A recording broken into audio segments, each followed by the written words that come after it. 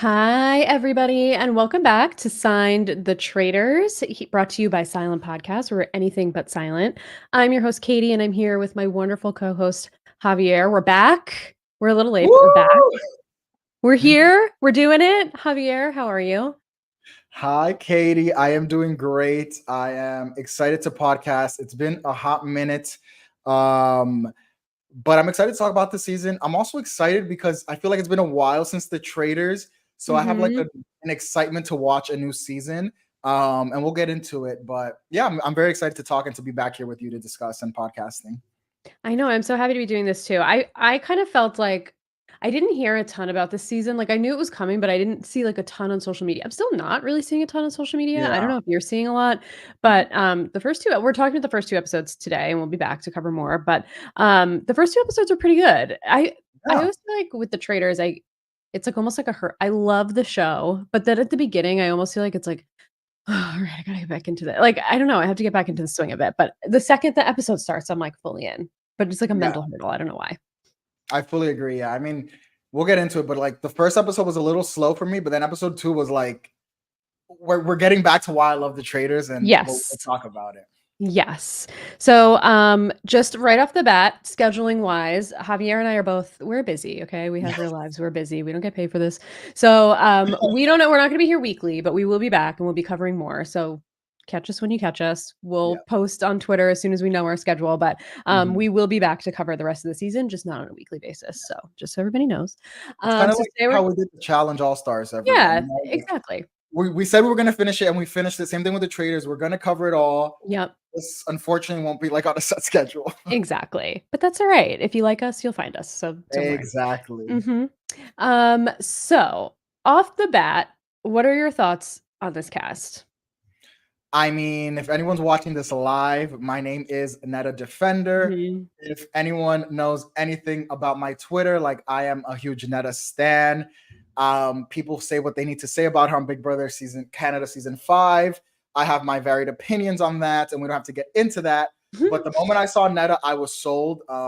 So far, every season of the Traders has had at least one person that I'm like sold on, and this year it is Netta. And overall, I like the cast. I'm glad they had another drag queen on it with Melinda. Mhm. I didn't watch her season, but I heard she's a very entertaining character on her season. And yeah, I don't know. It seems like a pretty diverse cast. Seems like an interesting, unique cast. And I think we have a lot of people here to play. I feel like after two Yes. episodes, so I'm pretty excited. What about you? I feel the same. I actually didn't watch Big Brother Canada season 5. So I don't know Netta from I know her name. I know she's like kind of a legend, but I don't know Mhm. I haven't seen her game. Much like Kevin last season. I didn't watch Kevin's season, but I knew of him. But so far she's sold me. I'm rooting for her 100%. I'm all in on Netta so Woo! far. So I'm with you. We agree, Javier, because I know sometimes Yes. on the traders we usually agree. On Yeah. maybe on the challenge not so much. Yeah. Not on the challenge not so much. But I just find it so funny, these Canadian reality shows, specifically The Traitors, like, they have shows I've never heard of. Like, what is Farming for Love? What There's even one. is that? Yeah. Gerline was from it, and we saw. Gerline, right? That's I wrote that in my notes too. Like, Yeah. wasn't Gerline from that show? I don't know. I Mhm. think well, we won't have to get too ahead of it, but, there's, like, Farming for Love. I know, Kevin from The Bachelor. I think he was on Bachelor Canada or Bachelorette Canada, but Yeah. then he was on, Paradise in the US. So I know him from Oh. Bachelor in Paradise, the US one, back when I watched that. So he's a familiar face. And Cedric is Tashawn's dad from, Big Brother Canada season 9. No way. Yes, that is Tashawn's dad. They Wait, did you Amazing didn't Race put season 8 that. together or season 8, season 9? Whatever season of Amazing Race Canada, they did it together. That's sick. I wish you would have said that in the intro. I did not know that. I really like Ty. Yeah, when he said his name, I just, like, saw his face, and then he was like, "I was on Big Brother Canada," and I know his dad looks really young, so I was like, "Wait a minute, let me look this up," and I looked it up, and that's him, that's Tashawn's dad, so, Yeah. I was rooting for Cedric just because I love Tashawn, but, like, Cedric's a Mhm. little messy over the first 2 Yeah. episodes, so I don't know how long he's gonna last with us, but, rooting for him, shout out to him. Any other familiar faces for you on this cast? No, there weren't really. There were some people who at episode 1 I wasn't feeling them, and then episode 2, like now I have like a favorite other than Netta. So we'll get Mm. into it. Ooh, okay, I can't wait to hear. Yeah, I thought it was interesting that there's like a bunch of YouTubers and like little Yes, content. podcasters. Yeah, podcasters. Maybe on the next season. Also, a lot of Americans. Yeah, I didn't Jana's know from that they. Tampa. Yeah, Lauren, I think is from Yeah, it's someone's from Brooklyn. Brooklyn because I saw a New Yorker. I was like, Hmm. oh, she's from New York. Yeah, so maybe we should just apply for Yeah, Traitors maybe I'm Canada. gonna apply there too. Like, hello. Yeah, I know, right? Since the US only casts reality stars, maybe Canada's our best Yeah, choice. and hello, we have another paranormal expert on Canada with Michael And his John. name is Michael. I can't. What do we think about Michael? Or should we wait until we do our reveals? Yeah, we'll get into Michael. Let's just say that I don't think just the same way as Donna from season 1. I don't see it for him either. I don't see him for I don't him know if either. these paranormal people are good for reality TV Mm-mm. shows. Mm-mm. I don't think so. Okay, so we open and we see Karine just like eating immediately with her shoes and her outfit choices. So like she's bringing it again season 2. I didn't expect any less from her, but I'm just happy to see that she's kept the same energy or like even upped the energy Yeah, in I her was gonna outfits. say that. I think she has upped the ante I this season. think so. Now, I feel like season 1, she had like good looks here and there. Here, like every episode, she has at least like 2 to 3 that I'm like, wow, like what? Yes. Like half the budget I feel went into Corinne's looks. I know, right? I feel the same way, but like good for her. And I Yeah. wonder how long it takes her to just like get ready in the morning. No. I don't know, but I love it. I'm happy she does it for us. Also, if it looks like I'm looking off weird, I took notes on my phone, which I don't usually do, but I just didn't feel like having a computer when I was on my couch, so sorry. Um, so we started with Death Row, which I thought was really interesting because Mhm. we came right out of the bat with so like almost like a little bit of a twist, which was interesting to me because I've never really seen that before. What did you think about that starting with a bang? I thought it was a good like start to the season. I, I was shocked. I honestly was not expecting it. And I think, yeah, I think it was an interesting way to start the season.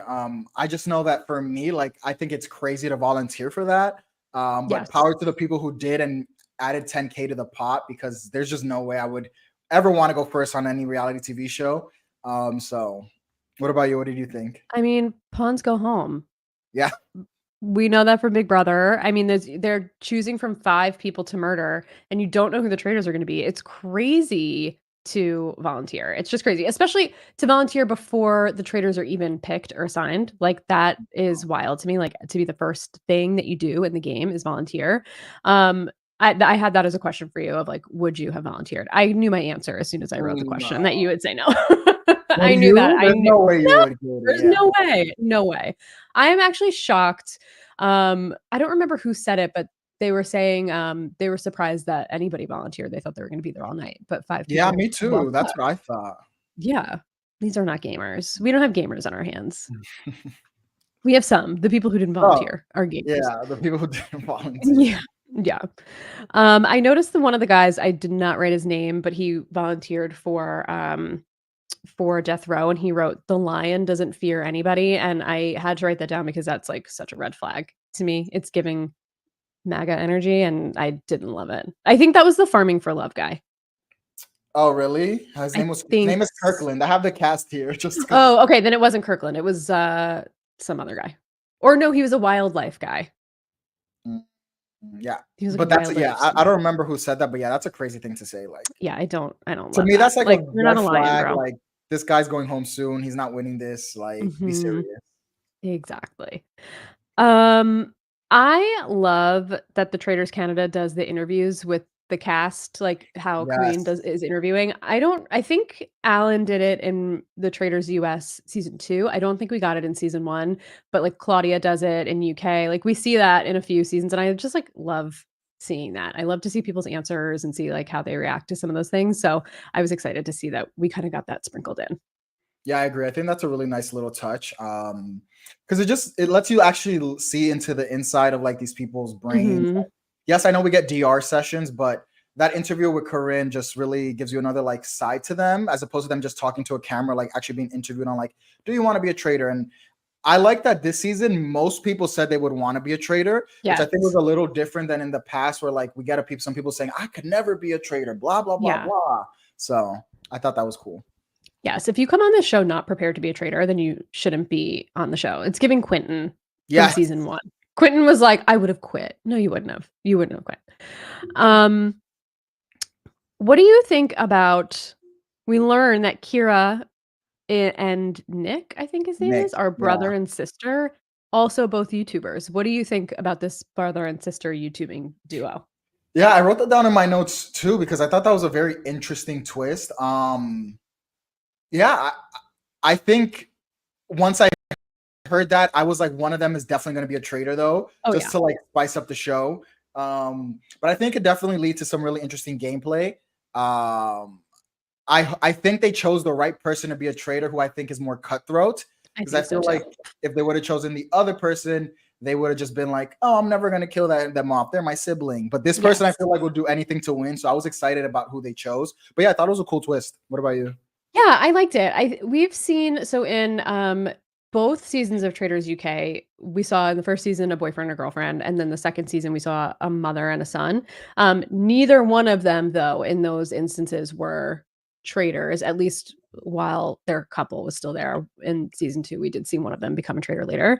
And then obviously in the US, like, everybody knows each other, so that doesn't really Mhm. count. But I like that we're anything that spices the game up a little bit because the traitors, I do feel like if every season is exactly the same, it gets a Yes. little bit redundant. So anything that Mhm. spices it up a little bit or like gives us something where we could tell the difference between each season and the cast members, I like. So I'm here to see how they interact with each other and how they play.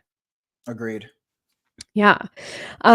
We saw a little bit before the traitors were chosen, or no, I guess from here we go into the traitors. I don't know, whatever it's the deliberation Circle. or where you circle where Kareen chooses. And this is another thing I really liked. We got 2 of the 3 exposed, and we didn't learn about the 3rd traitor until the end of the episode. What did Mhm. you think about that? When they didn't show the third one at first, I was like, did I miss something? Is there I only thought two that too. traders? What I thought they were gonna do is have them like recruit right away. Mhm. Um, 'Cause they did that so in the US, right? yeah, They yeah, they did that Dan right and away. Phaedra. Mhm. So that's what I thought they were gonna do again. But yeah, no, it was interesting to see the third trader come in. And yeah, I thought that was good. A little. I'm glad they didn't leave it for the next episode. Like, Me fine, too. a mid-episode suspense I can deal with. If it's Yeah. an end of episode suspense, that annoys me. So yeah, I thought that was well done. It kinda got me thinking of, like, how could we do a full season of one of the traitors or something being hidden, which I know would kinda be impossible by the time we go into the turret at the end of the episode, but I kinda liked not knowing and seeing everybody deliberate and, like, share their theories, and then because it kinda got me thinking too of like, "Oh, I wonder who it is. I wonder if it's Yeah, this person. I wonder if it's this person." Kinda like the mole, I guess, but, yeah, I don't know, it kind of was a little fun doing a little something different, spicing it up a little, so I enjoyed it. But I'm yeah. glad we got the reveal. Yes, would not have been happy to wait till episode two. No, me neither. Immediately after they choose the traitor well, I guess I should say who the traitors are. We have Yeah, Kira, the fitness YouTuber with the brother in the house, and Netta, of course. I think we shocking. probably Come on, assumed it was gonna be shocking. Netta. Yes. Are you happy with these traitor choices? So at first, obviously, I wrote in my notes like Queen Netta, all caps, super Mhm. excited. Netta's a traitor. And then as I start back and started thinking, I'm starting to feel like now that I've seen a few seasons of the Traitors, I feel like they need to switch up the type of people they pick to be a traitor. I think it is just way too obvious to always choose the Big Brother player as a Yep. traitor. And even more so in this season where she is the only Big Brother player, I just think it puts an even bigger target on her back. Like no one else was from a social reality like at least last season they had that girl from Survivor, Erica from Survivor, the Yep. winner, and they Mhm. had Kevin, and I think they had one other person from like I know Amazing Race is also like that, but I feel like Amazing Race is not like Mm. as social strategy Yeah. ish. So yeah, I think they need to start choosing different people. Like when I saw the cast, I was like, oh, I would love to see like someone like I don't know. There was like the girl Rebecca, like she seemed like someone different for a traitor role. Like I feel like they have a very certain type of person that they choose to be the traders, and for me, that kind of annoys me a bit. I wish they would just like Mhm. diversify the type of people they pick to be a trader. I don't know. What do you think? I totally agree with you. Every season that we've seen that has a Big Brother player or a Survivor player, a Big Brother player or a Survivor player, or both have been traitors. Every time. I don't think there's been one time that we haven't seen. Maybe in Australia, I think there was like a Australian Survivor player that was not a traitor, but like in the US and Canada, without fail, there's been a Big Brother player on the cast, and they've been a traitor. And Mhm. historically, our Big Brother friends don't do too well on the They traitors. don't. Every single one has flopped so Yeah. far. I will say I think Kuzi was the best Big Brother traitor that we had, Yeah, I agree. probably. Hopefully Netta can break the mold and do well. But I agree. I think it's like if you watch the show, which it seems like these people have watched at least Mhm. Canada because they were making a lot of references to season 1, um, it would just be obvious. Yeah. And so, like, once you start learning the meta of the game, like, they gotta switch it up a little bit because it just becomes Mhm. too predictable and, like, easy to game it. Yeah. Like, why not vote the Big Brother player out first just to make sure Yeah, that and it's even not if they're them? not a traitor, Imma vote them out because they're like, Big Brother, they play these games. Right. We always hear that line of thought in these type of shows, and, like, even when you watch, like a Big Brother or Survivor, when they bring back people in, like, a mixed cast, like, the people who have done it before are always targeted for obvious Mhm. reasons, I feel, so it's just kind of like, "Come on, let's switch it up here." Yeah, I totally agree.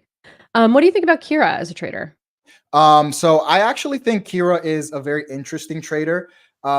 This might get me a lot of flack, but Kira reminds me of a certain trader that you might not agree with, but she was low key giving me Christian vibes from US season 1. She just came off a little cocky. She came off a little Oh, cocky you to me, but she's been much more likable than Christian. Don't get me wrong, but when I first saw her yes. get in the role, she's like, "Oh, of course I'd be a trader. Like I'm gonna be so great at this. Like I'm so good at this."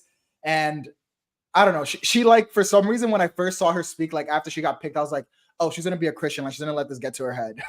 Yes, I totally agree. I thought I think Christian is a really good reference to Yeah. Kira because I think she's already getting a little too bold. Feels like Mhm. she's just feeling very bold in her position, and that's exactly how Christian was. And I just something she's okay. Like I don't dislike her. I'm Same. indifferent on her, I think. I'd like her a lot more than I like Christian because I did not Yeah. like that man. But there's just something about her that rubs me a little bit the wrong way, and I can't put my finger on what it is. That's fair. But she's Yeah. fine. She's Yeah. fine. I'm not, like, rooting for her yet, though. Exactly. Yeah. For me to same. It's just like she's okay. Like we'll see. Maybe she can win me over. Yeah, it feels like she's gonna have an epic downfall, so I'm kinda Yes. here for that.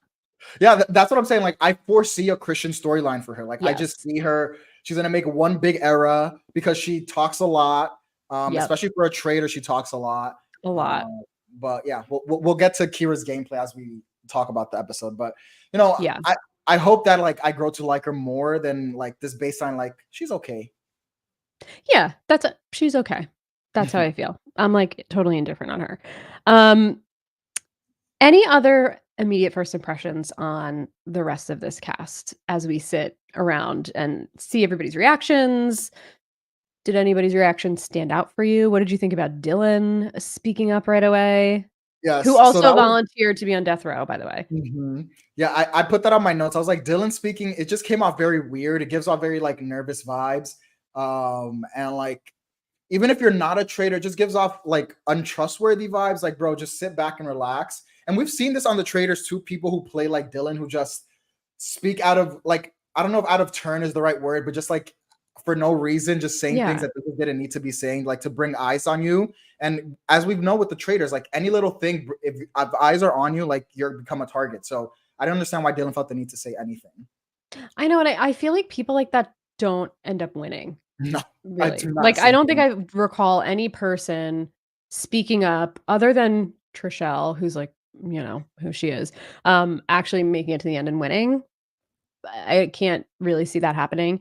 Dylan said a lot over the 2 episodes, like, a lot, a Agreed. lot. Um, Cedric already started doing too much. Yeah, he already gets I'm hit worried for our and guy dumb. Cedric. Yeah, poor guy. Everyone's like, "Oh, you talk too much. You talk too much."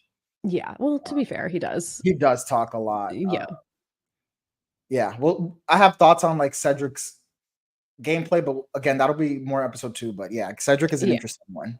yeah. Anything else stand out to you from the roundtable or the reactions? Um, I can tell there were some people who I'm not gonna like. Ooh, tell me who. From jump, I was like, I feel like Nichelle's gonna rub me the wrong way. Like, Mhm. and then Mary Jo, something about her also didn't Same, sit right with me. same. But those two are the two that I was like, we'll see. Yeah, I get Florida vibes from them. Yes. Even though this is That's Staten Canadian Island vibes. Traitors. I get Staten Island vibes Uh-huh. too, you know? Yeah. Yeah, totally. Not my favorite. So we get to the mission. My favorite part of the show. Not really, just kidding. But they have 20 minutes to find cannonballs hidden throughout the woods. Some of them have puzzles, some of them have math problems, whatever. And then they have to run these cannonballs back to where Karina's standing and put them on barrels and whatever. And then they have to get enough to shoot them out of a cannon and knock down a tower. Mhm. Kind of a basic, pretty simple mission. I guess the cannonballs were pretty heavy. Seemed like they were just, like, handing off the cannonballs to, like, all the strong guys to have them run them back and forth. Mhm. I don't really have much on this mission. Yeah, What did nothing you think really. about it? Yeah, I feel like nothing really interesting happened this mission. It was giving very the challenge to me, like Yeah. just an explosive mission, just to like Yes. make things blow up, you know. Totally. But yeah, as opposed to mission on episode 2, which was amazing, this Yes, one that was was a really good one. really, like whatever. I will say at least I hadn't seen this before. I don't know if they're still giving you K if you've seen this one before. But I don't so far the first think two I episodes saw have given this me one. missions I haven't seen before. So that's exciting. Hopefully, whenever US season 3 comes back, they don't reuse these. Ugh, I know, I hope not. I hope they don't. No, I don't think I've seen this one, not that I can recall. The second one may be something similar.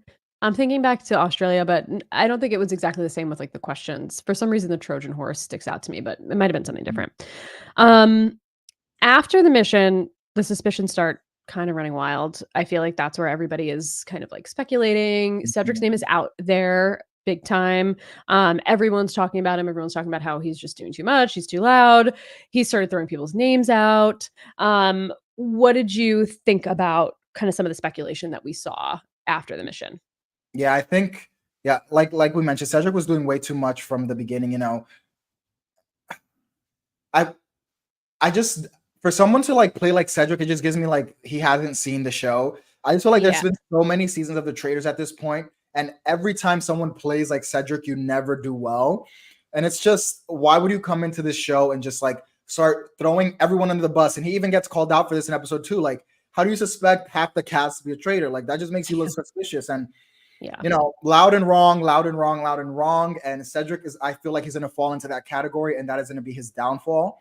Mhm. I thought it was interesting that at one point, I think Kira got really awkward in one of the cars because someone said, "Oh, you'd be such a bad liar," and I feel like Kira Yes, reacted some type of way. And I put in she my notes, did.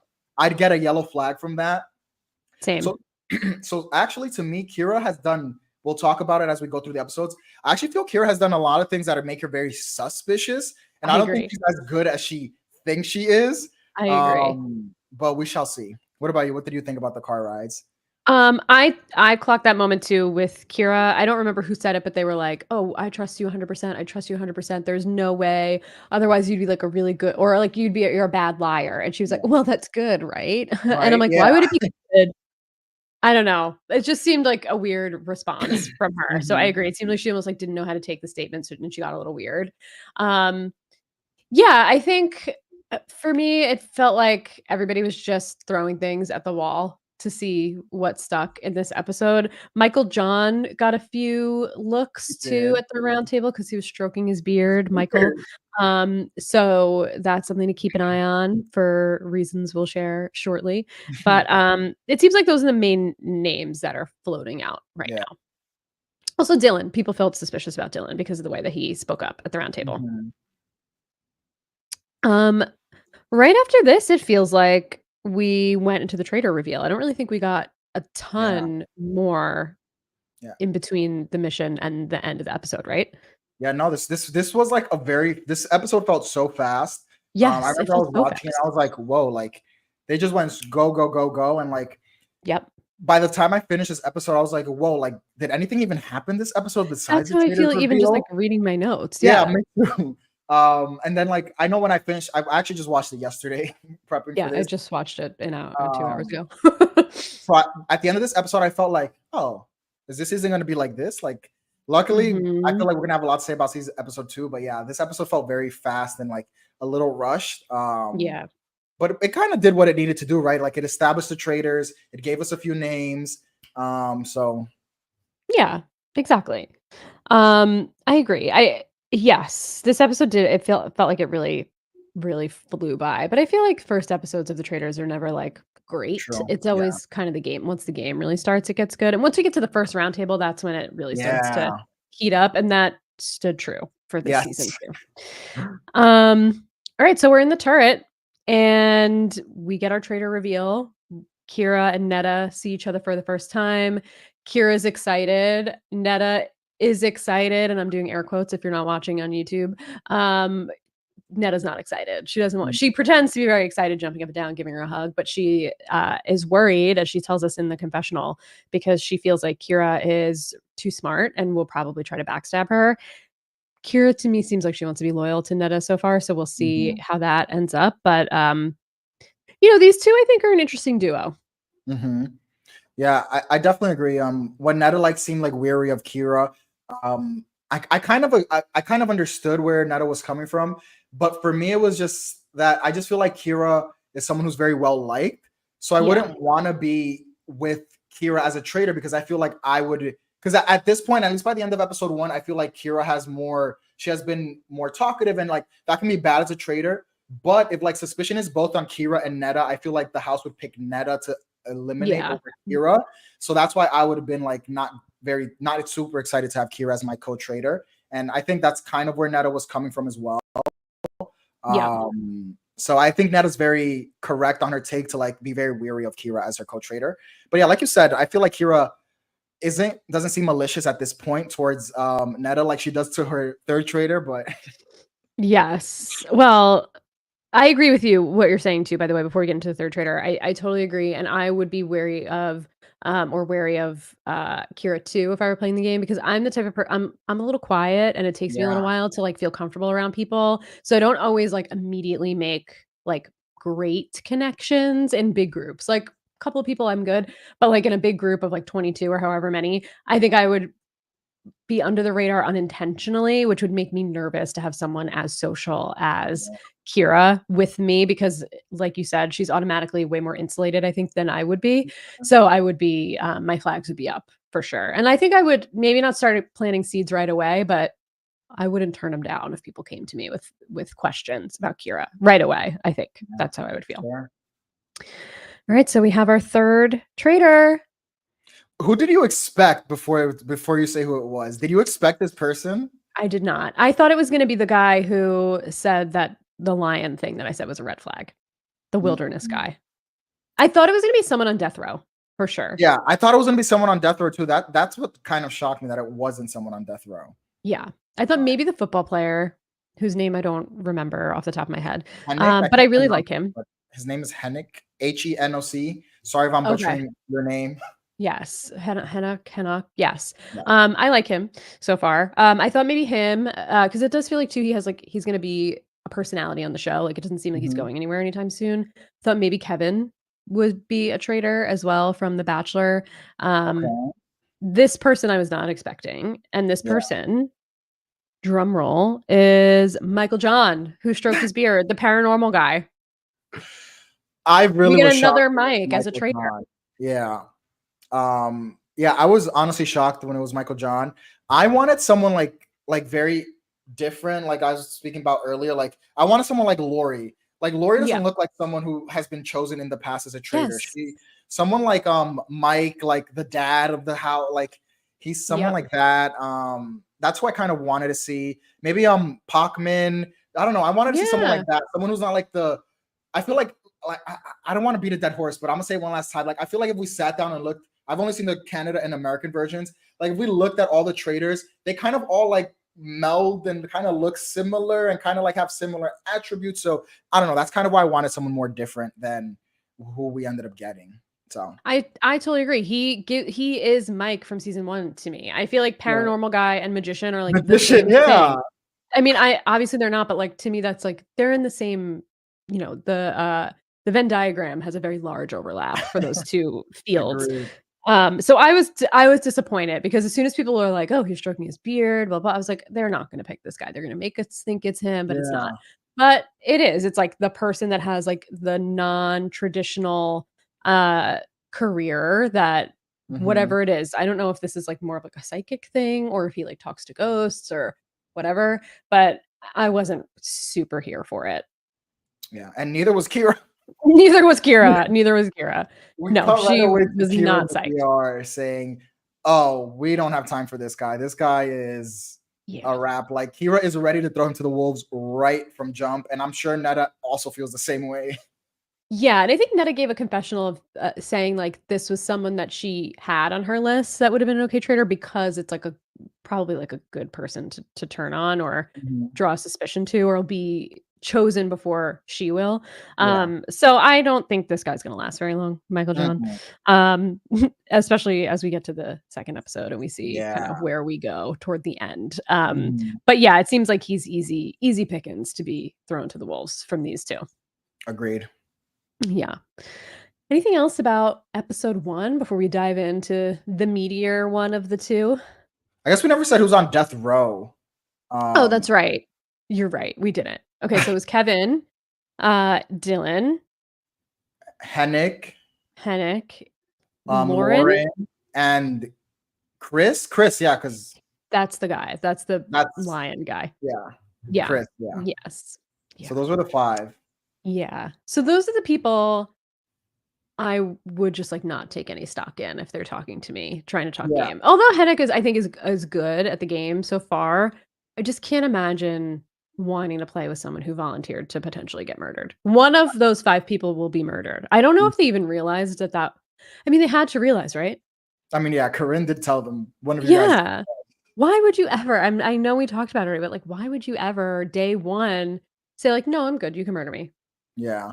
Yeah, I agree. That was a very poor choice. And at the end of the episode, we see them deliberating. And the other thing that I wanted to bring up was Kira made some great points about like who the people she wanted to save. She was like, "Oh, I want to save Enoch and Lauren because she felt close to them." Mhm. I do think it's interesting of Kira. This is where I'm like weary for Kira. I feel like she's already too trustworthy of the other traders. Like I wouldn't have said, "Oh, I want to keep them because these are like people I'm Yep. close to." I would have like swayed it in a different way that wouldn't ring red flags. Like that already, if I'm Netta, like I already was suspicious of Kira, and now Kira's already thinking about how to better her game. Yep. So already I'm giving more, more fuel to Netta to not really want to work with Kira. So I just feel like Kira's unfortunately, like I mean this in a nice way, and like, but I just think Kira has a big mouth with both the traders and outside of the traders with the other faithfuls, and I think that's going to be her downfall. So it was interesting to see Kira just so bluntly like share like these are the people I want to keep because I feel so close to them, because that's going to make me weary as a trader. So Yes, I totally agree, and I think she's really doing herself a disservice because she is showing all of her cards right yeah, away to both, Netta and and Michael John, who, like, she already doesn't even really trust Michael John. yeah, Like, it seems like she trusts Netta a little bit more, but she doesn't trust Michael. She's suspicious of him, but she's putting all mhm, of her cards out on the table in this episode, and then in episode 2, we'll talk about it, but she just, like, is so vocal about the people that she's I don't wanna say aligned with, but, like, become very close friends with, which eventually you're mhm, gonna work with those people, you're not gonna vote them out. Like, you should really keep it to yourself because if I'm Netta, then I'm gonna say, like, "Okay, well, those 2 people are not my people. I have to go find other yeah, people to be on mhm, my side and build my own army," because she's building an army of her own, and she's being very obvious with who those people are. yes, yep, Yeah, exactly. I totally agree. Kira has a big mouth. She definitely has a big mouth. I wonder if she's gonna slip up about her brother. Ooh, I feel like she might tell Netta, Yeah, I think she um, might too. especially like to gain Netta's trust. Because I generally do think she wants to work with Netta, but we shall see. Yeah, I think so too, at least for now. Yeah. Um, all right. So we'll go ahead, we'll jump to episode 2. We don't have a murder yet. We don't know who it is. They do it, but we don't get the reveal until episode 2. Mhm. And we start off at breakfast, which, we love a good trader's We breakfast. we do love a good Yeah. trader breakfast. Yeah. Um, my first note is that the sibling dynamic is gonna be interesting here because I feel like they can't even, like, look at each other. Like, they're just not Mhm. playing it off very well. Yeah. Yeah, I mean, we even cut to, like, Nick saying, "Oh, like, I'm walking and I'm just staring at, Kira's eyes to see if she looks away from me or she looks Yep. suspicious," And 'cause, like she, like, won't make eye contact with him. yeah. Yeah. So, it's again, I just don't see I see Nick, like I foresee like we're gonna get an interview at the end of the season of Nick saying, "Oh, I knew it was Kira from Jump." Like kind of how we got with like Janelle about like Dan. I think she like said like I Yeah. know it was Dan in a post-season interview. Like I know we're gonna get that from Nick. And do I think Nick's gonna make the first move? Unfortunately, I don't. I don't think so either. But it's definitely gonna be interesting to see how they navigate the situation. Yes, I totally agree. Um, Anything interesting that stood out to you from breakfast? I think, Trana Yes. Trana, is that am I saying their name right? Thinks that Cedric is not a traitor because Mhm. he's just so bad that there's Yeah. no way he could be, which is a good read, I think. Mhm. Michael John doing a little too much at breakfast, being like, "So if you're a traitor, how do you feel right now?" And, like, both Kira and Ned are like, "Why are you even Yeah. talking? Why are you Yeah. talking?" Did anything else stand out to you from, like, the interactions at breakfast? I think Cedric was really, like, the star of the show at this Mhm. breakfast once he I walked will in. say two things stood out to me. First is like, so Kira was in the first group, and this was another moment when I got Mhm. like a little bit of a yellow flag from Kira. Mm, And right away she starts discussing like who does she want to be safe. And again, she yes, says Lauren and Enoch, and I'm like, girl, you're telling the whole house the people you want to work with. In this yes. episode, she also mentions that she wants to work with Rebecca, and like she needs to keep her cards a little closer to her. Like, and this is what I'm saying, like she's playing a bit too cocky for someone who is gonna get eyes on you for playing this way. And I guess she doesn't see where she's at fault yet. And maybe I'm wrong. Maybe Kira will go on and win this season, and I'm completely wrong. And I'll look back on this same way like I did on season one with like Mike. Like I thought Mike made a lot of bad plays and he somehow won. Oh So my maybe we're god, gonna look still back not and over like, it. yeah. So we might need to look back and maybe if Kira wins, I will have to change my thoughts here. But I just feel like Kira's doing a lot of things that to me would bring attention to her. I don't know. I thought that was weird as well. Yeah, I'm glad you said that because I didn't write that down, but I agree with you, especially because those it just feels like if you're a traitor or you could be a traitor, nobody really knows, right? And those are 2 people that you wanna keep safe, and then they're Mhm. safe. You're saying, "Oh, I wanted these 2 people to be safe, and now they're safe, so, like, I made the decision not to murder them." Like, that's a very Mhm. easy, like, "Oh, this person said this, and these 2 people are still here, so, like, maybe they're a traitor." So I agree with you, way too cocky, saying too much. It just feels like she's gonna get caught up in Yes. something. She's gonna say too much, she's gonna get caught up. I would be shocked if she made it to the end unscathed, but I've been shocked before. I Yeah. thought Mike was gonna get found out early and Yeah. often, and he was not, so Mhm. You never know. yeah. Um, I think another interesting part of the breakfast was with Kirkland. He's the guy from Farming for Oh, Love. yes, Burning for And Love. right away he sits down, he's like, Rebecca, I think you're a traitor. I was like, what? Why would you do that? Like, again, guys, we need to hold our cards closer when we start this show. Like, the people whose names are out in the beginning are almost always the people who don't make it to the end. And Yeah. if you guys have even seen one season of this show, like that is just not how you play. You have to be a bit more low key and subtle about the way you play this game. And yeah, Kirkland calling out Rebecca right in front of the whole house, as we see later on, does come back to bite him because it makes people suspicious of him. But I also thought that was a very bad play on his part. Yeah, his vibes are off in general. Like, he's yeah, I don't know what it is about him, but, like, yes, that was a very bold move for him to say, like, "I think it's you, and we'll talk about it later." And not to go too far ahead, but they try, and our friend Dylan does not allow them to have a private conversation, It's which is kinda not. funny. Not allow him. Speaking of Dylan, Dylan is safe. He comes in, and, um, who else follows after that? Or are Lauren and, Lauren and first? Henoch are in the Are same first, group, okay, I think. Yeah. and then Dylan. And then everyone's like, "Oh, it's the last person," and lo and behold, Kevin is still here, and Chris, "The lion doesn't fear anybody." Maybe that you should have or maybe you're not Definitely. actually a lion like you think you are because you're not king of the Traitors jungle, that's for sure. Because 'cause you're outta Yeah. here. First out, poor Chris. I'm glad. Yeah, I was gonna I say, was what did this you was think my of? choice. Yeah, that was your choice from the five? Yes, if I could have chosen anybody, it would have been him, just from that one confessional only. Anytime I hear someone say, like, "The lion doesn't fear the thoughts of the Mhm. opinions of sheep," or whatever, or, like, "Lion doesn't" I'm like, anybody with, like, this toxic male ego that considers himself a lion is someone that I could not work with or wanna work with, so I'm glad he's gone. I agree. Yeah, I think I'm not gonna miss Chris, honestly. Like, he did nothing Mm-mm. in this episode, and I mean, it's only been an episode, but, like, I was not interested to see what else he had to give. No. Me So I neither. was definitely more interested to see like what Hennak has to give, or like Yes. what these other people have to give, and like Kirkland. And actually, I don't think Kirkland was on the block, but Mhm. yeah, Dylan was messy, and I'm glad that he's still there. So I think from all the five, I think Chris being gone is not going to really make a dent in the game. So it's good to see him go. Yeah. Goodbye, sir. I guess you probably won't really be too missed because we didn't get anything from you. So, um, then Corinne comes in. She tells everybody, this is it. No one's coming back. Like it's the end. Um, what anything else from breakfast that I am missing or that you want to cover before we get into kind of like some of the after breakfast pre-mission Mhm. messiness? Yeah, I think a few things. First, I think it's so interesting to me how well liked Hennick is. Like when he walks in, Mhm. everyone is jumping up, excited. Yeah.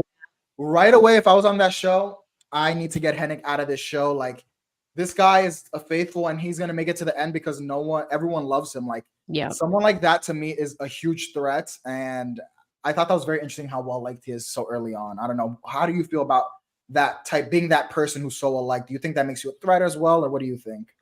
Yeah, I think for the traders that's definitely a threat. I I was gonna say I don't see him necessarily getting to the end with that kind of persona, but I actually do because I feel not that Leroy was that liked, but he was kind of like the same vibe, like nice guy, people liked him, he was good at the challenges.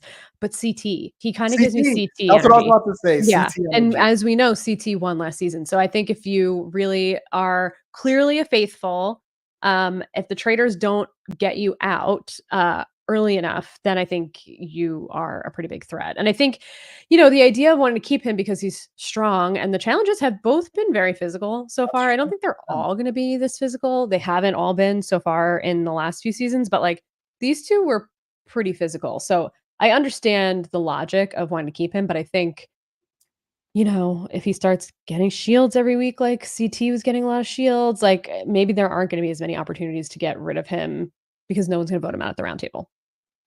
Yeah, I agree. I thought that was very interesting character, and he's someone who I actually like as well. So I'm very excited to Yeah. see how he plays and maneuvers this game. And I think the fact that Kira is a traitor and they're like pitching them as besties is also going to be very interesting because Mhm. it can be both to the detriment of, and I'm interested to see if it'll be to the detriment or for like a positive for Kira, because I can see it going either way. I could definitely see it going either way too, and I think if it is a detriment, it'll be detrimental for her with the other traders because they're gonna wanna get him out, and she's not gonna wanna get him out, and I think Yeah, that's gonna be a problem for her. But if I'm her, why not bring him to the end? yeah. Because he's a faithful, just, like, vote him out and try and get other Mhm. people to vote him out too. So he could be a good ally for her if he sticks around. Surrey with Quentin and Andy, like bring the people to the end Exactly. who love you. And if you can somehow do it without the other traders noticing, then which I don't think is going to work here because Netta is on Kira, but Yep. it'll definitely be interesting to see that. I think that's going to be like another cause of conflict amongst the traders with Netta and Kira. I think Um, so too. so I guess that's another thing. Just it's very interesting to have trader conflict so early on in the season. I don't think we've seen that before with the US and Canada. Like from jump, I already see a lot of tension. And even by the end of this episode, which we'll get Mhm. into, which I actually really like, because I I feel like like the that most too. interesting aspect of the game is the traders and like how they maneuver the game. So to see them both have to fend off the faithfuls and kind of themselves, Mhm. it's gonna make for a very interesting season, I hope. Yeah, I love that. I totally, totally agree. Was there one more breakfast point? No, I think No. that's it for Okay. me from breakfast Okay. points. Yeah. Um, yeah, after breakfast, I took a note that Netta tells us, in the confessional that she wants to take notes on Kira's game because, like, she is smart and Yeah. everybody really believes, like, "Oh, they really believe that she's a faithful." I don't know how long that's gonna last. I think she's doing a good job in, like, day 1 and 2. I don't know how long that's gonna last. And then I actually wrote a note about Kirkland here and said, like, "What do we think?" Because he tries to have a private conversation with Rebecca. Dylan comes right in and then they're like, "Oh, we wanted to have a conversation." And then Dylan just like sits down and he's like, "Oh, am I interrupting?" And they're like, "Yeah, kinda." And he just like stays there, which is a little funny. Um, I guess we talked a little bit about Kirkland, but I think he's like a little intense. Hmm. Yeah, I definitely think Kirkland is a little intense. I thought that was a really funny interaction, and Yeah. um, I kind of part of me enjoyed it, but then part of me is a little annoyed. I would have loved to see like Kirkland and Rebecca like hash it out. Like I feel like that would have been Yeah. an interesting one-on-one to watch. And I feel like we didn't get the meat from that just because of Dylan. Mhm. But yeah, no, I think Kirkland is definitely intense, and I think him being so like vocal about Rebecca episode 1, and I think he's going to continue that type of gameplay. And that type of gameplay doesn't tend to do well on the Traitors. So will be interesting to see Kirkland try to maneuver this game. Yeah, I totally agree. I think, it's fine to be a little bold in the beginning and then be kinda loud and wrong, but let's see, like, how Kirkland reacts in the next few episodes to see if he kind of, like, course corrects. I don't know if he will. Like, people even later on were, like, clocking him for doing, like, so many one-on-one conversations instead of talking in a group, so I think there's already eyes on Kirkland, especially with how the roundtable went. Yeah. Um, Trana called out Kira and Rebecca Mhm. connection, but we didn't see who they were talking to. Right? They were just, like, in the hallway and, like, the other person it seemed like it was hid they were hidden, so I'm not Yeah. sure who the conversation was between, but I thought that was really interesting, Mhm. that is already being noticed, that there's already a connection before the mission, that those 2 are Mhm. so close. What did you think about that? Yeah, I thought that was a very a great take from Trana. Trana was a person who I said earlier on the podcast that like episode 1 I didn't really see anything of them, but like Mhm. then on this episode, like I think Trana was more in the spotlight, and I thought Trana made a lot of great points. And I actually think Yeah. Trana is playing the best game at the moment, and the most interesting game for me to watch, see her maneuver it. I feel like they're very perceptive, and they're saying just enough throughout this episode. And I'm gonna keep pointing out points where I think Trana did a really great job. But yeah, I thought this was another moment where I was like, oh, Trana is cooking. Like, let's go, Trana. And Mhm. like Trana is now, besides Netta, the like person that I'm most interested in seeing how they maneuver this game. I think I totally agree with you. I really like Trana, and I really liked Trana's confessionals. I think their reads were great. I think the way that they're thinking about the game is great. I really like Trana a lot. And Trana also played Big Brother Quebec, maybe? Yeah, like Big Brother. Yeah, I think Or so. like Big Brother Celebrity or something, but I don't know where they're a celebrity from. So we'll have to do some research on Trana. This is the first time I've ever seen them, so I don't know a lot about them, but I'm liking what I'm seeing so far. The vibes are good. The gameplay's good. Very perceptive. I'm loving what I'm seeing. Mhm. We had a moment with poor Mike, the podcast host, the true crime podcast host, and everybody's very suspicious of him. I don't really know why, but everybody's because I guess maybe he's quiet. I didn't really get the full understanding of, like, Yeah, what made everybody put his name out there, but I feel bad. He, like, got really emotional, he started crying. I felt really bad for the guy. yeah. I felt like that was very like to me like similar to what you're saying, like kind of like out of left field. I did not really see why people were blaming Mike. Mhm. Um, but yeah, I might be mean for this, but like I kind of laughed. I was like, why is this man boohoo crying? Like this Oh, I grown man. felt bad. So I don't know. I felt bad, but I also laughed. I'm not gonna lie. But yeah, Yeah. again, I didn't really understand where the Mike's name came out of. So Yeah, and it seemed like it had a lot of traction. yeah. Like, I didn't think Mike was gonna be able to get the suspicion off of him, but I was confused about where it was coming from. Hmm. Um, but yeah, I thought it was nice that, like, everybody was comforting him while he was crying. I mean, like, Yeah. he got pretty emotional pretty early on, so poor guy. Hmm. Um, anything else pre-mission? Two things. Yes. First, Kira and Cedric were already beefing, which I Oh thought my was god, very yes, I can't believe I didn't interesting. write that down. Um, I think is wild as a traitor to start beefing with the. I guess honestly, this might be another crazy take, but I feel like Kira and Cedric are like two heads of the same coin. I Yep. don't even know what the saying is, but like they're kind of playing very similar games in a way. It's just that Kira is well liked and Cedric is unfortunately not. So Kira Yeah. can say everything she wants, and for the most part, it seems like most people are like, okay, like it's Kira, like haha. But Cedric is also very talkative, and everyone's like Cedric, Cedric, Cedric.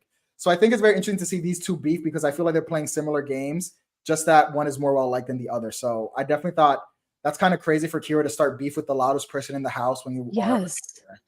Yes, I agree with you. I actually did. I wrote it and just wrote small confrontation between Kira and Cedric. I didn't Yeah. write a lot, but yeah, I agree with you. And I actually think the way Kira comes at Cedric is like a little over the top. Like she could dial it back a little. Like I feel like it's a little Karen energy to me the way she's talking to Cedric, and I don't love it. She does the same thing at the round table. But this was about the friendship with Rebecca, right? This is Mhm. or like putting Rebecca's name out there.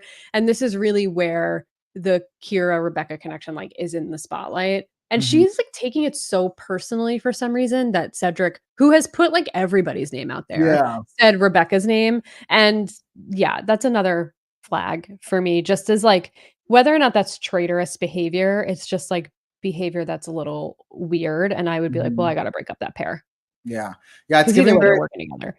exactly. It's very like selfish and I hate to bring up this another past season again, but this is like what we see with like selfish players in like the last season of the US. Like we saw it with like I think it was with Janelle, like people were like calling her a selfish player. And like once you Mhm. come off as a selfish player, that also puts a target on your back, even if you're a traitor or not. And in Kira's case, when you are a traitor, you should definitely not be trying to give off that vibe. And this is Yeah. another time she has now named at least 3 people that she wants to work with to the whole house at this point. Yep. So Yep. it's like she's building an army, and and we see that come up later. Also with someone saying like you don't if you start to develop like a voting block or an army, that's also going to put a target on your back, Yep. even if you're not a traitor. So I definitely think it's another like yellow flag for me for Kira. Like, please chill. Yes. I think Netta said that about the voting block. Yes, I Was it think it was Netta? that. Yeah. Yeah. Which is so true. I mean, that's a threat in itself. Like whether you're a faithful or a traitor, if you have a group of people that are never going to vote for you, like that's a problem. That's a problem. For everybody in the house, that's a problem. It's giving Peter from Oh season my 2 god, it is also. Remember? Yes, yes, it's so true. Peter, what would they call Peter's group? Peter's Peter pals Pals? or Peter Peter pals. Pals. I love that. Um, so heading to the mission, or was there anything else before we get to the mission that we should review? No, I think that's it for me. Okay. Heading to the mission, Kareen comes in on horseback, which like, okay, Alan, get it together. We gotta get you on a horse. Gotta get you on a horse. I'm She's shocked we already have. beating you with outfits, and now she has a better entrance than you. Like, get it She together. is. She's cooking Alan. She really She is. is. She really is. Um, this mission is kind of wild. So they have this huge Trojan horse that seems very heavy, and they have to push it around or pull it around, depending on how you're positioned, to different questions along the way. There's like little stops with questions.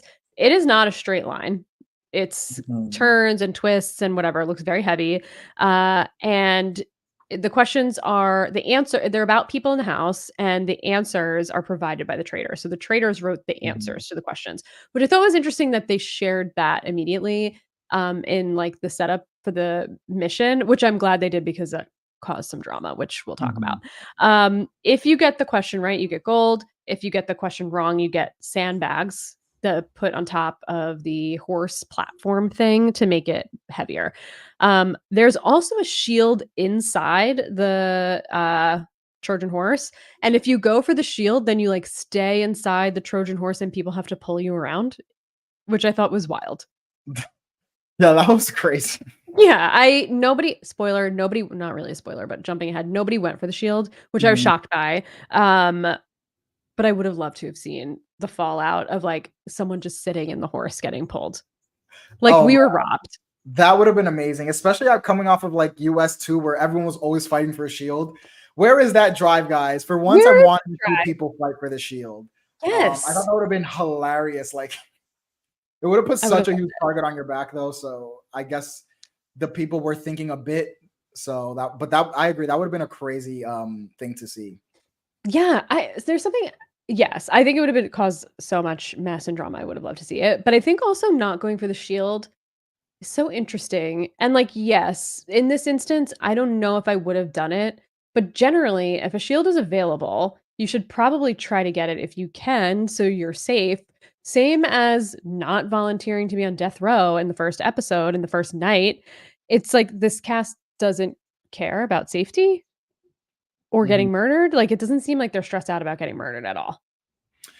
Yeah, yeah. I mean, it's an interesting take because it's like also going for it kind of puts you on the chopping block. So Yeah. I feel like if someone would have gone for it, I would have been like, you're probably not thinking long term. It's I think going for the Mhm. shield now is like a short term benefit that has might have long term consequences. So overall, I do think that not going, I would also not have gone for it. But it is shocking to not see anyone on this cast go for it. I do think that is the shocking part to me, that like no one is that self-interested yet, as we have seen in like pretty much every other Traitor season, where at least one person is always going for the shields. So yes. Or what I would have done, not to get too far ahead in the mission, but as they're about to cross the finish line, my ass would have jumped into the thing and gotten the shield, like right at the end. Oh my Why god! not? Oh my god, Katie, you would have gotten so much flack. Oh, you I probably know. would have out. Yeah, probably. But that like, would have yes, been good TV. That would have right. been But such like, that's the perfect moment to go for it. Is that so people don't have to drag you the whole way. Yeah. But like, may as well you're about to go over and jump in. In this situation where they were at the end, maybe not. But any other situation, maybe that would have been the best. But let's get into it. So, everybody's trying to pull and push this horse, and it's heavy as fuck. Yeah.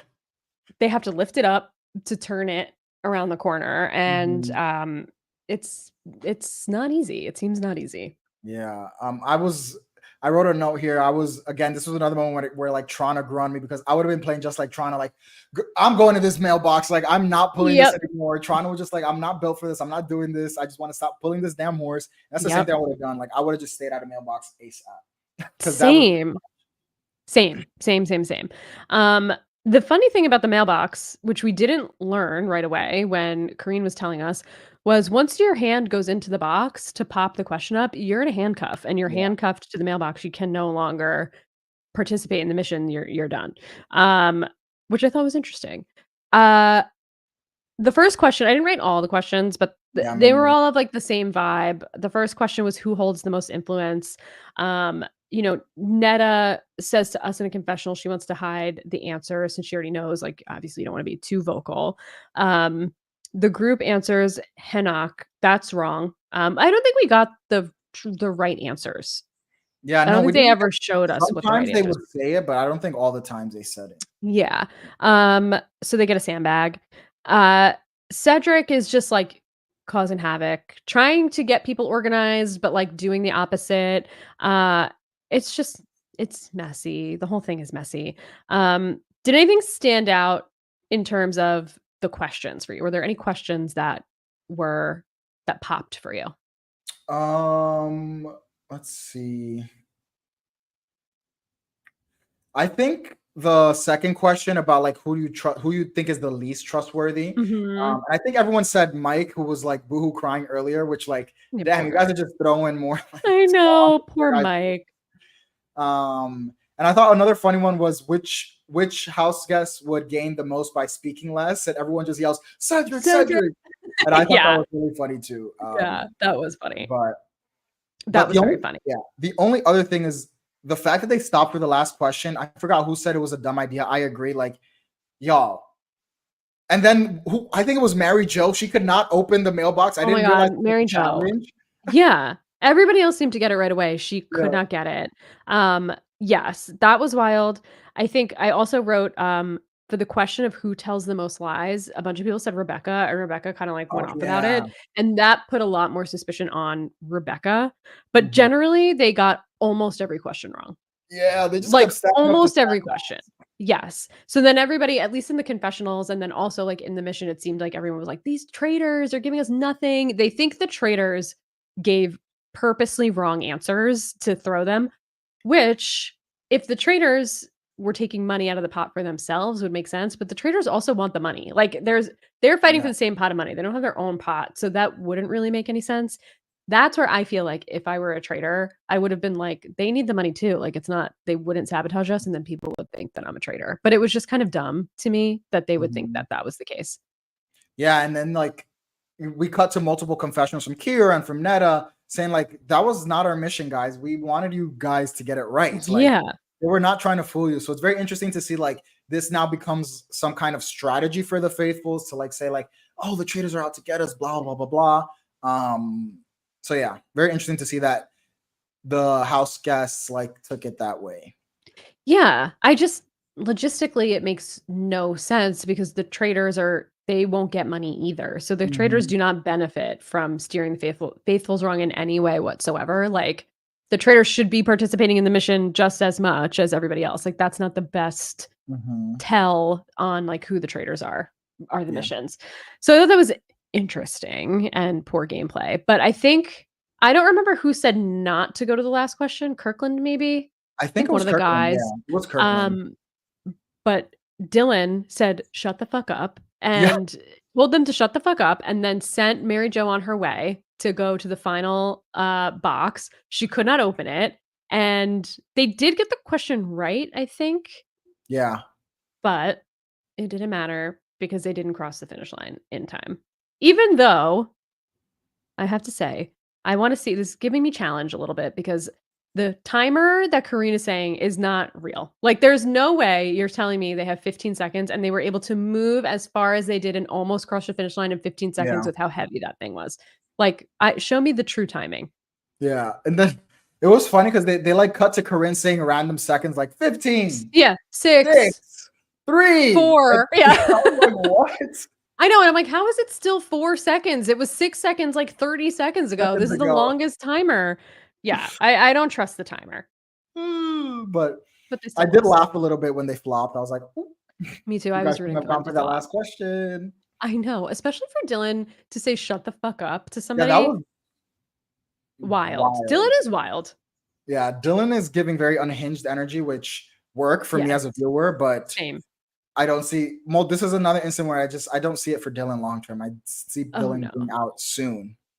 Dylan reminds me of the guy from I don't remember his name, but the Traitors US season 1.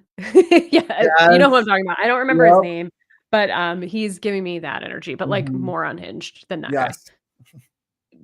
He's doing a lot.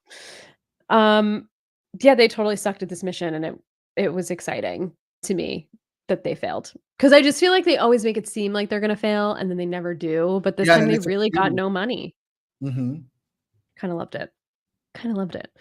Um, yeah, no one went for the shield. So, yes, with the way this mission ended up, I probably would have gotten voted out if I were on the show and I went for the shield at the last possible second. Because if they were, like, just about to get over the finish line and then my extra weight caused them not to, but, Yeah. um, why not? Gotta self-preserve a little bit. Ruffle some feathers, Katie. Yeah, why not? Listen, Dylan's over here telling people to shut the fuck up. What gotta get the shield. Um, After the mission, Kira continues to fight hard for Rebecca, and I Yeah. wrote in my notes that I'm curious about this and how it's gonna end up. Um, I think this paints such a bad picture for Kira. Like, this is such a target on her, I feel like. For her to Mhm. be so vocal about this, when other people are pushing so hard for Rebecca, why go against the grain? Why put such a spotlight on yourself? Especially when she's gonna get voted out and be a faithful, people are gonna be like, "Oh, she probably knew she wasn't a faithful, or she was a faithful and not a traitor, and she Mhm. didn't wanna vote her because 'cause they're friends." Like, it's just so risky to do that. Yeah, I agree.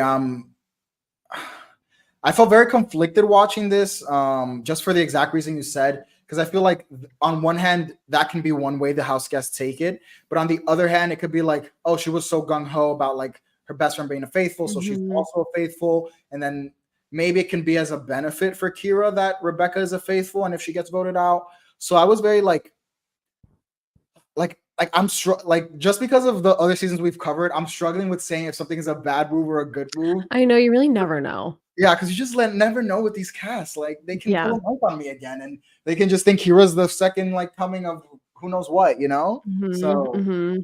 I know, it's I'm so true. I'm very curious to see how this turns out for Kira. So that I actually like again, this is like what's making me like enjoy. I really enjoyed this episode because there's multiple things that to me on paper seem like this should be a negative, but if it somehow turns out to be a positive, just because you never know with with this show at this point, it's just going to be very interesting to see how these people maneuver this. And like in Kira's case, was like so talkative. Mhm. I really don't know how it's going to turn out for her. Yeah, I'm really interested to see it too, and I think you make such a good point that, like, in any other game that's rational, we could very easily say or critique, like, "Oh, this is probably a bad move. Like, Yeah. historically, this is a bad move," or "This is, like, not the best for this game." But the Traders is so dependent on the cast and just, like, how they play off of each other, that Mhm. things like Mike last season, I thought he was cooked the whole time. I thought he was making the worst, most obvious moves. Yeah. If you go back and watch last season or listen to last season, I was like, "Mike has gotta go. They gotta know it's him. He's, like, fumbling so hard," and he won. So I don't understand it, but like it all depends on, I guess, the social dynamics of the people and what they Yeah. think about. There's like no rules to the Traitors, which is interesting. Hmm. Um, Kirkland is still pushing hard for Rebecca. Melinda Yeah. says something interesting, and thinks Kirkland and Rebecca are both traitors together, and thinks that the breakfast conversation felt staged. What did you think about that? I think that was a very bad take. Melinda. Um, I actually was. I'm looking through my notes right now, and I made another comment about Melinda, and that I just forgot to mention. But Melinda's someone who's actually speaking a lot, Yeah. and unfortunately, she's like wrong a lot. Yeah, it's true. So Melinda's giving very loud and wrong vibes, and Mhm. um, I'm very interested to see how this game turns out for Melinda because so far she's just throwing out ideas and like um great for her, but like given Yeah. that her ideas have been so bad up until this point, it's Yeah. just will be interesting to see how Melinda maneuvers this game.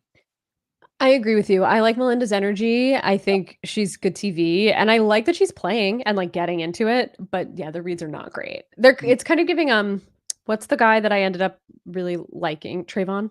Oh yeah, Trevon? Trayvon. Yeah, Yeah, Trayvon. I was not here for him in the beginning, but then I ended up only rooting for him out of everybody on the cast. You know, sometimes people are loud and wrong, and then they get it together by the Yeah. end, but then, it's too late, just like it was too late for my poor guy, Trevon. Um Most of the conversation really is about Rebecca, I feel like, Mhm. and, like, how Kirkland is targeting Rebecca. We get people saying, I think it was what's her name? Jasmine is her name, I think, was saying, like, "You're going hard, so, like, if you're wrong, it's gonna put suspicion on you," and he's like, "Okay, whatever."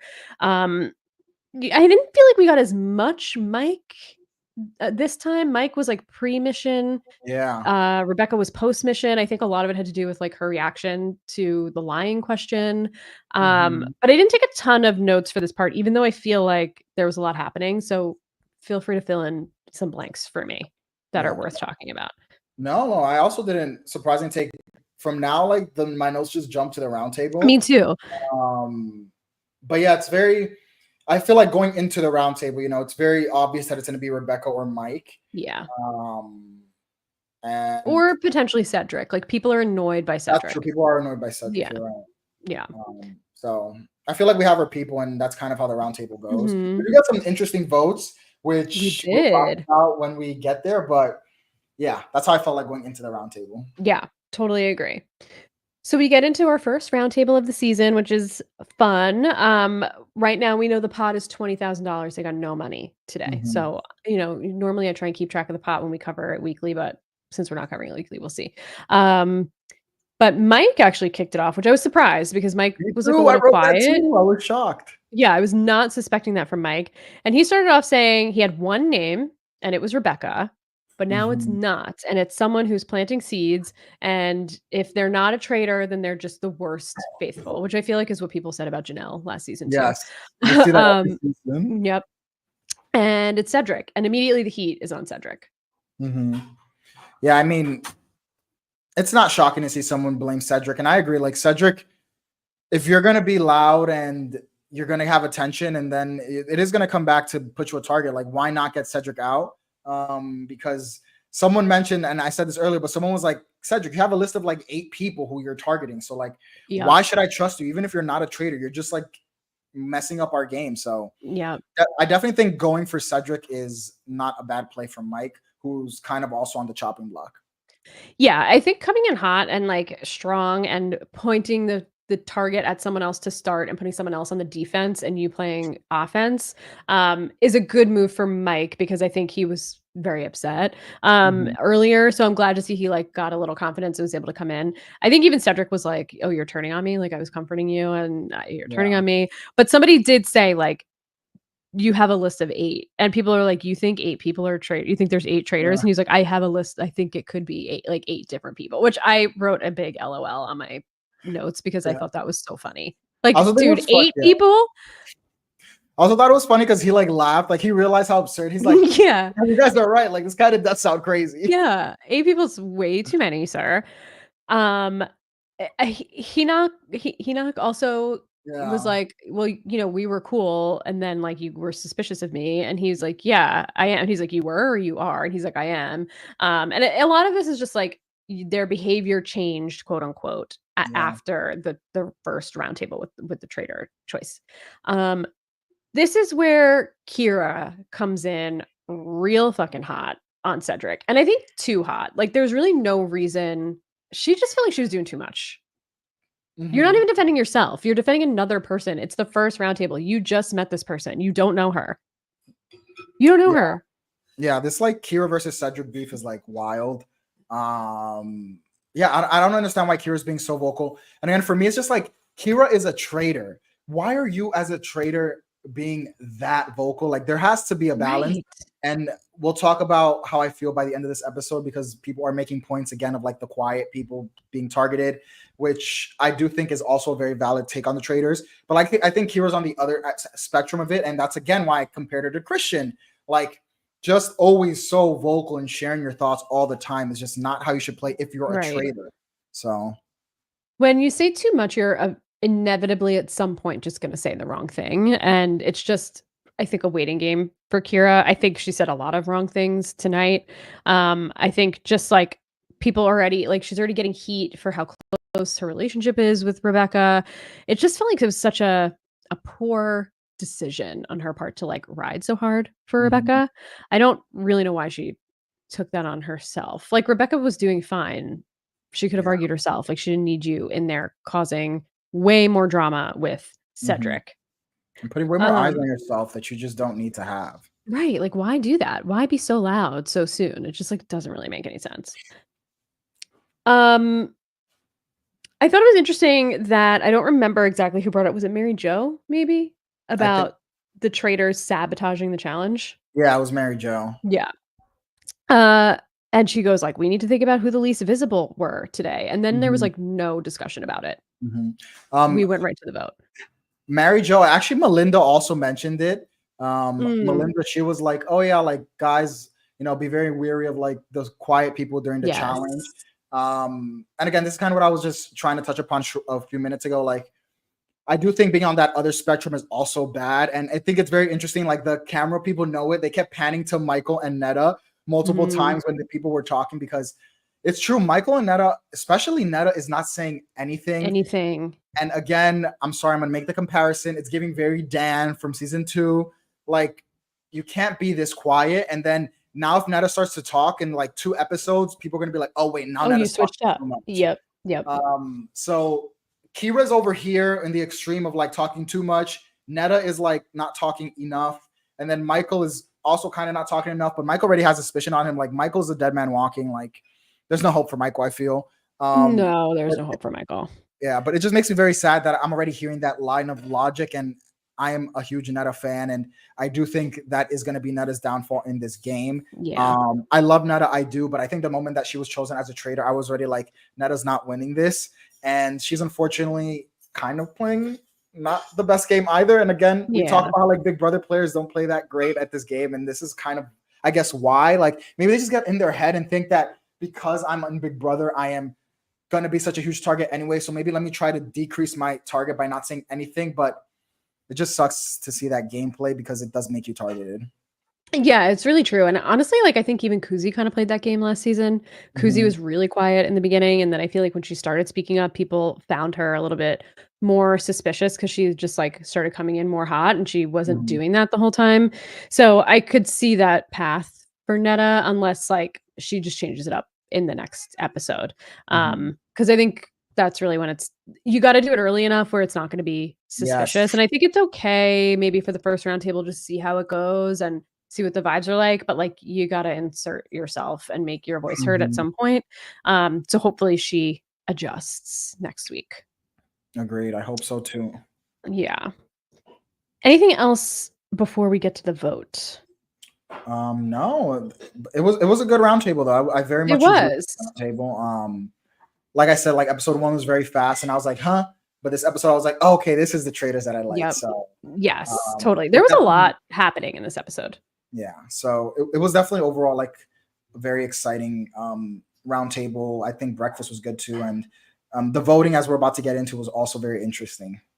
Yes. Well, the first thing I wanna say about the voting is everybody kept writing Rebecca's name R-A-B, and I That's was how you like, spell it. well, then I learned because I saw it in the Yeah, chyron, but yeah, I was like, "What is going on? Do none of these people know how to spell Rebecca?" But then I learned that's actually how she spelled it, but I yeah. was like, "Why is everybody writing it like this?" I thought I was going crazy, but nope, her name is spelled differently. Rebecca with Um, an A. Rebecca with an A. Uh, Kevin started off with Rebecca. Gail, who I'm actually liking, I wanna see more of Gail. I think she was also in The Amazing Race? Yes. Yeah. From Florida, which is interesting because she's not Canadian, uh, voted for Mike. Most of the votes, the majority of the votes were between Rebecca, Mike, and Cedric. Mhm, But Mike comes in hot with a vote out of left field mhm, for Michael John. And he mhm. said it's because the first day, the first conversation they had, he said he wanted to be a traitor. Um, which, some people were like, well, most people said, they want to be traitors at the beginning. So they didn't really take too much stock into it. But what did you think about this vote from Mike? I was like, okay, Mike. Yeah, no, I agree. It was very interesting to see from someone like Mike, who is low key like a target, like maybe he's like the third on the Mhm. totem pole target, to see someone like that go against the grain. So like props to Mike for being able to like hold it down and vote for whoever he wants and not allow the house to manipulate his vote. Um, if and when I expect Michael John to go home, I think that it'll be very helpful for Mike's game. I hope Mike survives long enough for Michael to go home. It's gonna get confusing to say, but Mike versus Yes, Michael. For Michael, the traitor, to go home, I think that'll be very helpful for Mike's game. But I don't know if Mike's gonna I survive think long so enough too. for that to happen. What about you? What did you think? Yeah, I agree, especially because of how things went down after the roundtable. Like, I don't think Mike is gonna stick around long enough to get the target on Michael big enough. Mm-hmm. Because it seems like people were confused at that vote, which Yeah. is weird because it felt like, at least in the last episode, there was a lot of suspicion on Mike because of, like, the Mm-hmm. beard stroking. Like, his name didn't come out of nowhere, and he's also not the only person that voted for Mike. Yeah. Enoch Yep. voted for Michael as well. So, you got 2 votes Mm-hmm. without any heat even being on him at the round table, which is interesting. Yeah, which is why I really enjoyed this roundtable. People were just multiple people got votes, and I love a roundtable like that. Mhm. It's like it's very messy and like gives us now names to move forward to start thinking about. So I really much enjoyed that versus like the whole group think of it. No one likes a unanimous vote. Yes. Oh, I hate that. I hate that especially on the traders because it's such like a cop out almost because Yeah. you're going off of nothing. So if like one person gets so much heat is like and has then they can't get it off of them because everybody just like has that group think mentality. So I'm really happy Mhm. to see that we saw a wide array of votes here. The majority of the votes are on Rebecca, Cedric, and Mike. Like I said, Aaron also got a vote from Jasmine, which I thought was random. All That right. was very So random. Jasmine, what game is Jasmine I playing? know, like, where is she? What's happening? I that came that was like what? Yeah. I What? I don't know anything about Jasmine, but like that was a wild vote. That was definitely one vote that I was Yeah. like, huh. Very Yeah. interesting vote for Jasmine. And I don't know. We'll see. Maybe Jasmine becomes the main character and gets the heat on Aaron. We shall see. I don't maybe. I don't know. The other thing I thought was interesting, Dylan's vote, he voted for Cedric, and he said, Mhm. "This is your warning. Calm down." And I'm like, "Sir, you Cedric, calm down. You yes. calm down."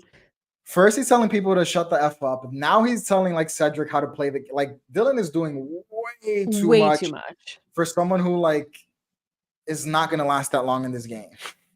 No. I'm ready for Dylan's downfall because it's gonna be epic. Like, he's not Yes. gonna go quietly, so I'm ready to see Oh it, but, yeah. like, it's gotta be soon because he's just doing a little too much. Yeah. I hope his downfall's at the round table. I don't want him to get murdered. I need to see him at the round table, like Yes. completely Fight for like your just life. lose his mind over Yes, people voting curse him people out. out. Yeah. Yeah, I need to Give see me the whole good thing. TV. Yes, yes. Wow. Um, so we do end up losing Rebecca. Mhm. Both other traders voted for her. Michael I think, yes, Michael John voted for Rebecca, and Netta was the last vote I think that we saw for Rebecca, which was Mhm. the vote that sent her home. But it really could have been Cedric or Mike. I think Cedric had the second most votes. Um, I'm glad we still have Cedric around. I think he's a good character, and I like that he said toward the end of the episode that he was like, okay, well, I'm gonna people are right. I was doing the Traitors a favor, and like I'm changing my game. Like I'm not going to be as loud Mhm. anymore. Like this was the 1 week. So I'm curious to see how Cedric's going to switch it up, and if he's going to switch it up. Yeah, I'm definitely curious to see that, and we'll see if it works for him because we know in the past people who like switch their game up so much become a Mhm. target. So it would be very dope to see if Cedric can find a middle ground and somehow make it deep in the game. I'll give him a lot of props if he's somehow able to change his game up enough to survive for a while. Yeah, me too. Me too. I mean, I love Tashawn. He's like one of my Yes, favorite winners of Big honestly, Brother. great. And so I have to root for his dad. So, Mhm. I'm rooting for him. I've got to root for the whole family. Um, Rebecca leaves. She reveals that she is a faithful. Kira is boo-hooing, sobbing, crying. Yes. What are we doing? What are we doing? You don't know this girl. It's a game. This is a Yeah. game. The dramatics from Kira are just too much. You should honestly, this is for the best for her, and, like, you should want your friends to go home early so you don't have to worry about murdering them at the end of the game. Like, at least like, you're way too emotionally involved by the first round table. Like, this is not gonna bode well for her, I Mhm. think, with the way that she's feeling so emotionally connected to these people. Mhm. Yeah, I agree, and again, I feel like if people start to if she continuously like if people who are she's closely aligned with continuously go home and she's continuously doing these antics, I think that's going to put a big target on her back for even from other faithfuls. It's like you have so much support that makes me weary. Like, how am I going to win this game? And then the Yeah. traders, like just already discussed, are already going to get weary about that as well. So I think Kira needs to tone it down a notch, not too Yep. much, but just like 50%. Yes, totally. I totally, totally agree. Um, a lot of eyes now are on Kirkland. People are not happy. Yeah. And he's kind of like, well, whatever. Um, Dylan really came for Mike for voting for Michael John and was calling him insane, calling his vote insane, was like going off on him. And Mike was like, vote me out then. Like, I don't know what you want from me. Like, just vote me Yeah. out. Poor Mike is right, by the way. One of two people that voted correctly tonight. Um, it's This is crazy to me. The way Dylan is acting is so wild and unhinged. Yeah, Dylan is doing just so much. And unfortunately, it's like annoying much. Like as a viewer, like we just discussed, like I want to see his downfall. Like sometimes I like Yeah. when players do too much, but Dylan is not doing it in an entertaining way. He's doing it in kind of like a very annoying way. Like bro, chill. Yeah. So his downfall is really gonna be sweet. Yeah, and I don't know why he came for Mike like that, and he was like, "You do know each other? Do you guys know each You're other? like, Because you what? do a podcast and he does whatever paranormal." It's like, first of all, true crime and paranormal things are not the same. And like, I don't know why if if they did know each other that he would vote him out immediately. Like, how does the logic make sense? I'm not following. Yeah. Dylan's a mess. There's just A no mess. other way. A mess. But I like that Mike stood his ground and kind Me of fought back. too. He didn't just take it, which I was happy about. I feel like Mike has done a big 180 from like Boohoo Yes. crying earlier. Like even on the round table, he was very well spoken. He spoke Yeah. first. He blamed Cedric. He didn't back down when people like came at him. And then now again with Dylan, I was afraid that Mike would be who would just cry at every confrontation. But I think hopefully Mike got it out of his system that one time and realized like, oh, I'm playing a game and these people are going to target me, but I can't allow that to like bring me down. So Yeah. hopefully if Mike stays, he continues on this trajectory because I'm actually like this type of player in the game who's not afraid to say what they really feel and not back down. Yeah, I totally agree. I hope that Mike continues on this trajectory of like holding his ground and like feeling strong enough to push back, but also maybe like push a narrative here and there. Like I'm liking it. Mhm. Um Kevin says that he didn't love the girl power approach, which I don't love that from you, Kevin. He said, he voted for Rebecca. He didn't necessarily think she was a traitor, but didn't love the girl power approach from Mhm. Kira and Rebecca, which like I didn't love it either, but I wouldn't have phrased it like that. Like it had nothing to do with it being girl power. It's just like an immediate duo. So I didn't love that from you, Kevin. I got my eyes on you. And I think he was talking to Lauren. Was it Lauren in Lauren, that yeah. moment? And she in the confessional was saying like, I don't want this to be like a Gerline and Leroy Leroy, situation. And yeah. I'm like, these people really watch season one. Yeah. But I do see he does have a very Leroy vibe, Yes. Kevin. And I mean, Lauren actually, liked it. So I was shocked to see that Lauren kind of agreed with him, because Lauren was like, "Oh, I really," even in the confession was like, "Oh, I really trust Kevin now," and like something about Kevin, like I want to work with him. So surprisingly, him calling out like this quote unquote girl alliance didn't backfire on him, even though he said it to Lauren. So we shall see. But I really laughed hard when she said, "I want to be Gerline," because anyone, if you want to see me and Katie lose it, just go listen to the finale, because Oh my Gerline God. really threw us. Because we were rooting for Gerline all this Woo. season. Remember, Katie? We were like, Gerline is so smart. Gerline is playing a good game. We don't have to get into it, but it was just great to Gerline see her, like, threw me and you know what else threw me? That she's with Kevin Martin now. no comment. Yeah. I don't know what Aren't to they say doing about Amazing that. Race together? I Anyway. think they are. Yeah, I think they are Amazing Race Canada or something. I don't know if that started yet, but that's not my show. But Gerline. Yeah, so watch season 1 and then watch our coverage of season 1, because we had a lot of takes, a lot of Yeah. strong opinions of these people. Cedric again says that he's gonna chill. All right, I'm gonna back down, gonna chill. But now let's get to the juicy part. Because this has been juicy so far, but this is the real juicy part that we talked about a little bit earlier, but let's get into details. We get to the turret and we have our traitors. First of all, they like recap and they all agree, like, no, we just picked the answers that we thought were right. Like, we didn't Yeah. try and throw them. Like, what? I don't know. But Kira tells us and she actually has a conversation with Netta earlier that I didn't mention, but they were sitting outside before the round table saying, like, they want to work together, they want to trust each other. Netta doesn't really trust what she's saying, but Kira is like, I do want to go to the end with Netta. Like, it doesn't sound like she's gonna throw Netta under the bus anytime soon. But they both agree, like, they don't really trust Michael John. They're not gonna turn on him, but they're not gonna stop the bus. They're not gonna hit the brakes on the bus if the bus is already moving. So now that Michael has some votes, Kira, so she tells us she's not gonna stick her neck out for him. Like, he's obviously a traitor. People are onto him. I'm not sticking my neck out to save him. I feel like that's probably the right move. Yeah, I agree. Kira has stuck out her neck enough for enough people. I think Yeah, sticking her let's not neck add out one to more to the someone list. who's like dead in the water would be very bad when it inevitably comes out that Michael John is a traitor. So Yes. one good move from Kira. Yes. Yeah, we have one so far. So we have some names out there. Kira says that she feels like because of the way the challenges have been so far, she does not want to get rid of anybody strong in the challenge that could help them physically in the challenge. Especially, you know, they want no money, so the strong people probably are helpful. Some names get thrown around. Jasmine, is it Nichelle? Nichelle or Michelle? Nichelle. Nichelle. Those are two names that get thrown around. And Michael really wants to murder Gail. He does not want Gail. He thinks that she's smart. She's kind of quiet, and I don't really follow his logic, but he's basically like, if she's talking, she could be plotting against me specifically, even though she didn't vote for him. So I don't know why he's so suspicious of her. But he really wants to murder her. Kira does not want to murder Gail. She feels like she's a strong person in the challenge. She was really pulling the thing really hard. She didn't let up. And we are at a stalemate between these two. And Michael is not backing down.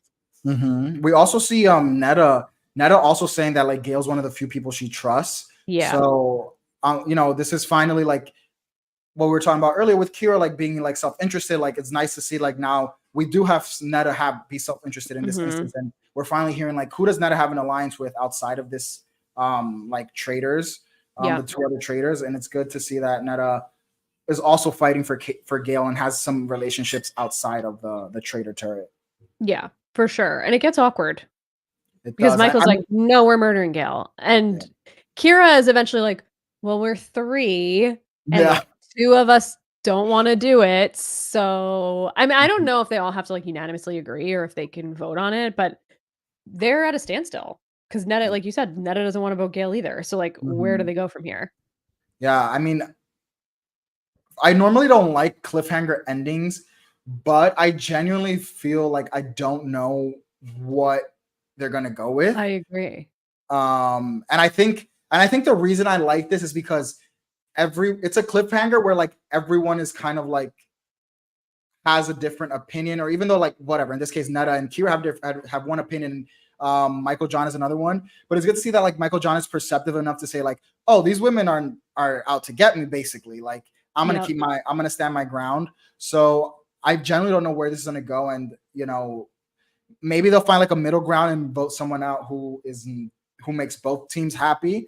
But if somehow Michael John actually successfully gets Gale killed, I'm literally gonna be shocked, and that is gonna be very interesting to see in the game moving forward. Because I can see that really making Netta and Kira team up more against Michael John. Yeah, I think he really needs to be a little more cautious with picking his battles here, because he says, like, in the confessional, just like what you said, like, they're gonna come for me, maybe my name will get written down next, like, obviously they don't have my best interest at heart, whatever. But that's your assumption, but if you keep going in so hot and so hard, like, of course they're gonna throw you under the bus. Yeah. Right away, because you're not playing ball with them, why not? I guess because also something important Kira said, which I do think was a bad thing for her to say, and she put her foot in her mouth, was that Gail is someone that they could recruit down the line. And Michael was like, "Oh, so you wanna vote me out and then recruit her?" Yeah, Which so, is exactly what I would have thought. Yeah. Yeah. So that was pretty dumb of Kira, I do have to say. We could add that to the list of dumb shit that she's done over these last 2 episodes. But, like, why are you saying that? Yeah, you make a great point. I didn't write that down, but yeah, that's another moment for Kira that's like, Yeah. Yeah. Well, I'm excited. I agree with you. I don't love a cliffhanger either, but this is a good one. Like, I'm like, "Ooh, what's gonna happen? How's it gonna impact the game moving forward? How's the dynamic gonna change with these 3? Are they gonna throw Michael under the bus? Like, is he gonna get his way?" I think this is a really interesting way to leave it. Yeah. Yeah, I generally don't know where this is gonna go. I don't even have a prediction, but I'm very excited to see where it goes in episode 3. Me too. Any final thoughts on these first 2 episodes of this season of The Traitors Canada? Like I said, overall, episode 1 was kind of quick, and but episode 2 was like really great, and it's inching towards like those peak Traitor episodes. Like there's a few episodes like if you when you think about Traitors US and Traitors Canada season 1 that were like 9 out of 10, 10 out of 10 episodes. We're not there yet, but I am like very optimistic that this season is going to continue to ramp up to give us some really stellar episodes. So we shall see. What about you? I agree with you. I think, like I said at the beginning, I felt like, not that I was lukewarm on starting the season, but not that I even felt like I was on Traitor overload. Like, I feel like it's been a long time since the Traitors, but I just feel like there's always so much talk about the Traitors. Typically Traitors US, which I think is probably the most subpar version of the Traitors because of just the casting. Last season's cast was amazing, but I think it just hinders the gameplay when it's not strangers and whatever. I will shout from the rooftops that everybody should watch the first 2 seasons of the UK. They're the best 2 seasons. Season 2 was incredible. I just get a little bit disappointed with some of the US gameplay, but so it just took me mentally a little bit to get into this and like really sit down and put the time in and watch it. But now that I've started it, I'm fully in, and I'm excited to see where we go. And I do think in Canada, they do a good job of mixing the reality people and the non-reality people, where in the US it was just bad. I think our caliber, no shade to Canada, I just think our shows are bigger in the US. So like our reality stars are like more famous. So it's like harder to, and they all know each other. So it's like almost harder to mix our reality people and like non-reality. But in Canada, it's almost like you're not like automatically a huge influencer if you're on Big Brother. So I think it's easier for those people to mix together. So I think the vibes are good. Yeah. I'm definitely excited to see what this cast does. Me too. I'm going to throw a curveball at you because I actually don't think that we discussed the Traitors US cast for season 3. No, we have not.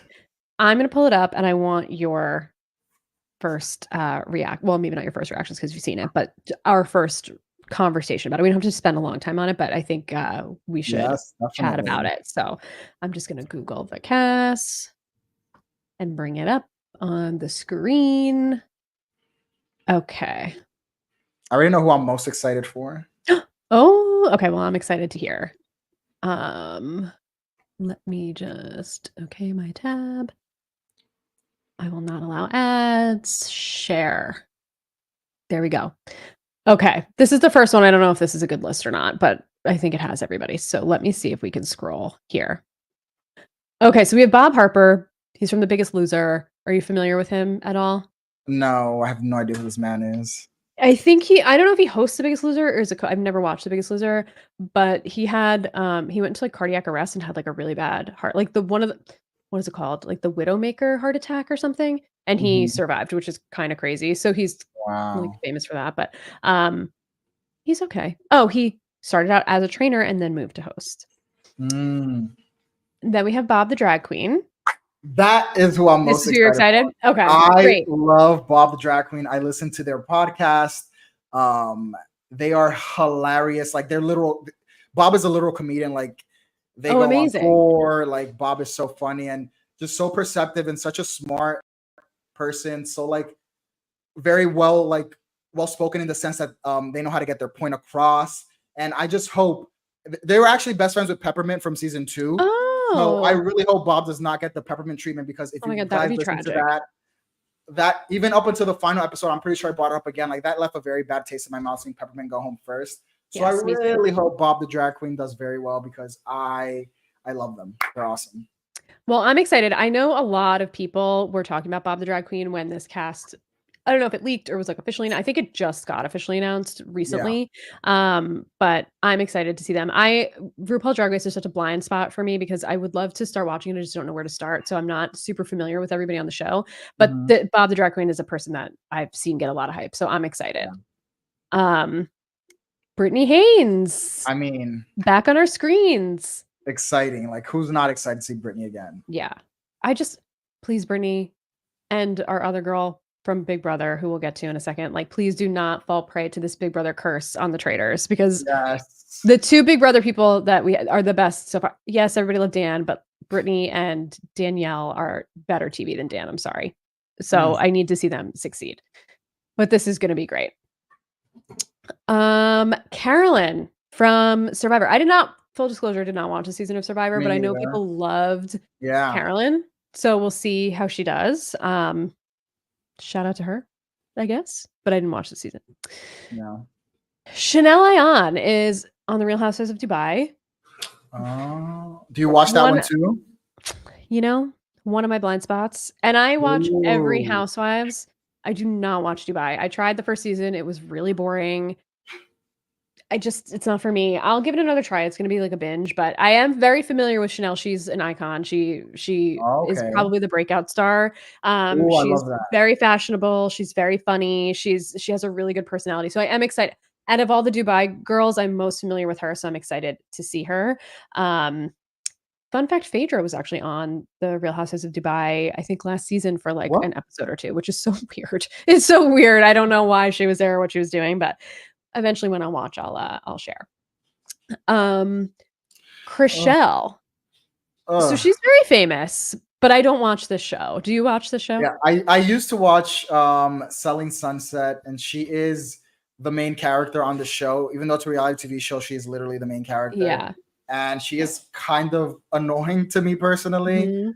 Mhm. She beefed with my favorite person on the show, Christine, who Ooh. I would love to see on the Traitors. Christine is, ooh, that this she got a mouth on her, and she will drag anybody. I Oh, love okay. like her and Christine were antagonists, and unfortunately, Chrishell fell on the side that I don't like. Like she's like the very I don't know, like I might get hate for this, but I just feel like she's like the girl who like acts like she's a goody two shoes, but she's actually kind of like can be Yeah, really rude. And I like when a villain is just a villain, and like me Chriselle too. can Like, sometimes own be a it. little villainous and then act like, oh no, like what was me? So that's why I don't love Chriselle. That totally makes sense to me, and I think the Chrishell of it all, like, I don't watch this show, and I feel oversaturated with Chrishell because she's literally everywhere, and she's, like, is on everybody's Instagram, she's, like, on everybody's podcast, she's, like, best friends with, like, every influencer. I'm like, "Okay, I Yes. don't need you to be everywhere, like, you don't need to be oversaturating me. I don't even watch the show." So I'm, like, not sup I'm excited to, like, get to know her on the show, but I'm not, like, I'm not rooting for her or anything. Okay, next we have Sierra Miller, who is from Summer House. Do you watch Summer House? No. So Sierra is interesting. I like Sierra a lot. She's friends with Paige DeSorbo, who's like on Giggly Squad. She's like very popular. I'm not a Giggly Squad person or a Paige person necessarily, but she does a lot of like laying in bed on Summer Oh, House. Like she's not okay. super interesting. Like that's kind of their storyline is that they just like share a room and they lay in bed. She got pretty She's always been relatively popular, but she got really popular last season because this guy West came on the show, and everybody thought he was, like, an amazing guy, and they had, like, a little bit of a summer romance, and then he totally screwed her over when she, like, set up boundaries and stuff for him, and she handled the situation really well, and now I feel like she Mm, has this whole huge resurgence of or surge of popularity because, like, she got done wrong by West. I support Sierra, I think she's good. I don't think she's gonna be amazing on this show. She's kind of yeah, like a very even personality, so I am curious to see how she's gonna do. yeah. Our other girl, Well, Danielle, other I'm rooting for Danielle.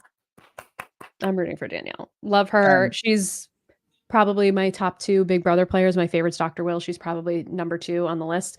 Um, I just need her to win. yeah, Let's give this girl her win. We need it. Love yeah. her. Icon. She's a queen. They Rooting. literally changed the game of Big Brother for Danielle because she got robbed. Like, they literally changed the game. She is an icon. Dolores is from The Real Housewives of New Jersey. Mhm. She is usually, like, the peacemaker of the show. She's not gonna be she gets into it. She will fight. She went off at the in the finale of this last season of Real Housewives of New Jersey in a way that, like, her veins were popping out of her head. Um, I'm interested to see how she's gonna interact. I would have chosen Teresa because she's just the best TV, but I'm happy that we have Dolores. I do like Dolores, so it'll be fun to see her. Yeah, I mean, usually the Real Housewives, one or two of them is a standout for me, so we'll see. I don't know that it's gonna be Dolores. Okay. She's not the standout type. People love her, and I really do like her, but she's just, like, pretty normal. I don't think Okay. she's not like a Phaedra personality. Oh, okay. She's more of like a I would almost compare her maybe to, like, an MJ. Like, funny Okay. enough, but, like, not over the top, but, like, kinda Mhm. she's much smarter. She's smarter than MJ. I don't know. She's, like, more like that a little bit. Who is gonna stand out is Dorinda Medley. She's a psycho. She's from The Real House of New York. She got put on pause, as Andy Cohen coined for her, and now, like, her whole life story is that she's, like, on pause from The Housewives. She's a maniac. She definitely drinks way too much, so I'm curious to see I'm gonna have to, like, post clips of her because she's wild and unhinged. She has a lot of taglines of, like, "I cooked and I cleaned, I made it nice." Like, she's very memed, so, like, people might Oh, know her from that. The second she gets a drop of alcohol, she's gonna be enraged at everybody. Like, the second she gets called out at a round table, she's gonna go off. Like, she is a oh, good monster and she's an TV. animal, and these people will not know what hit them with her. She's crazy. So she's gonna be good TV. She will be the standout of the housewives, but probably Okay. not in a positive way That's okay because with she's me. crazy. But I can't wait for it. What I need for her is to hand Tom Sandoval his ass. That's what I'm here to say, but we'll get there. Um, Zac Efron's brother is on the show. Who is this man? Why do we care? We don't. That's just the truth. We don't. Yeah, like, this isn't claim to fame. Oh, apparently he has a show, Down to Earth, according to this. Never heard of it. Mm-mm. Never heard of it. Give me flop, brother. Yes. Yes. We have Gabby, who was a bachelorette, former bachelorette. Mm. I think she is dating a woman now, which, like, good for her, and she was just on Dancing with the Stars, so I think she's pretty popular. I didn't watch her s Alright. I'm at a Bachelor Nation for a few years now, so but I am familiar with her, and people seem to like her, so shout out to her. We'll see how she does. We know the Bachelor people have interesting stories on the Traitors with Mm. both Ari and Peter, so we'll see if she can stand up to the same. This one I'm really excited about, Jeremy. I love Jeremy. He's an icon from Survivor. Have you ever seen any of Jeremy's seasons? I watched Cambodia. Okay. I Yeah. love Jeremy. Yeah, Love I Jeremy. like Jeremy. Yeah, so I'm really excited about him. He's a survivor that I'm, like, really interested to see how he'll do at another game, and I just feel Yeah. like he just has such, like, a good personality, so I'm very Mhm. excited to see Same. I'm excited to see how he Jeremy. plays. Yeah. Lord Ivar? Who the heck I is don't that? know who the hell this man The is, other Lord British Ivar politician? Mountbatten. They must be trying to recreate John. Yes, Yeah. he's part of the British monarchy's extended family. He's the second cousin of King Charles III, and first to be in an openly gay relationship. Shout out to Well, him, good for him. Um, I don't really interesting. care. Yeah. Other than that, like, good for you, but, like, I don't really care about the British monarchy, so, like, you know, We whatever. shall see. We shall see. Nikki Garcia, she's a wrestler. Is she one of, like, the Bella is she a Bella person. Yes, Bella twins. Oh, I Okay. know the Bella twins. Yeah, they had a I don't know show. their individual names. Neither do I. I only know them as like blah blah blah Yeah. Bella. Um, I think she was married to the guy from Dancing with the Stars, and they're going through a very messy divorce situation with like domestic violence involved, like currently happening right now. I think this is her. But like they Mm, have a podcast. They did Love Island podcast, like after show podcast, which I thought was weird. But they have like, I don't know, they're media people, I guess. I don't really care. yeah, I don't. Next we have the most overrated player of Oh, any reality show ever, Boston Rob. he I is don't another one need who's been Boston on Rob every reality show. He was on one every last show. year. He was on another one the year. Like, why does he keep getting? I never watched any of his seasons. Wait, that's not true. I watched his first season that he Oh, lost. okay.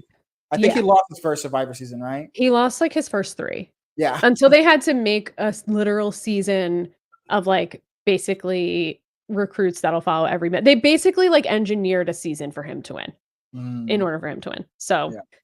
I don't think it's a hot take that Boston Rob is overrated, but it's one that I Yeah. stand behind like very firmly that he's the most overrated Survivor player ever.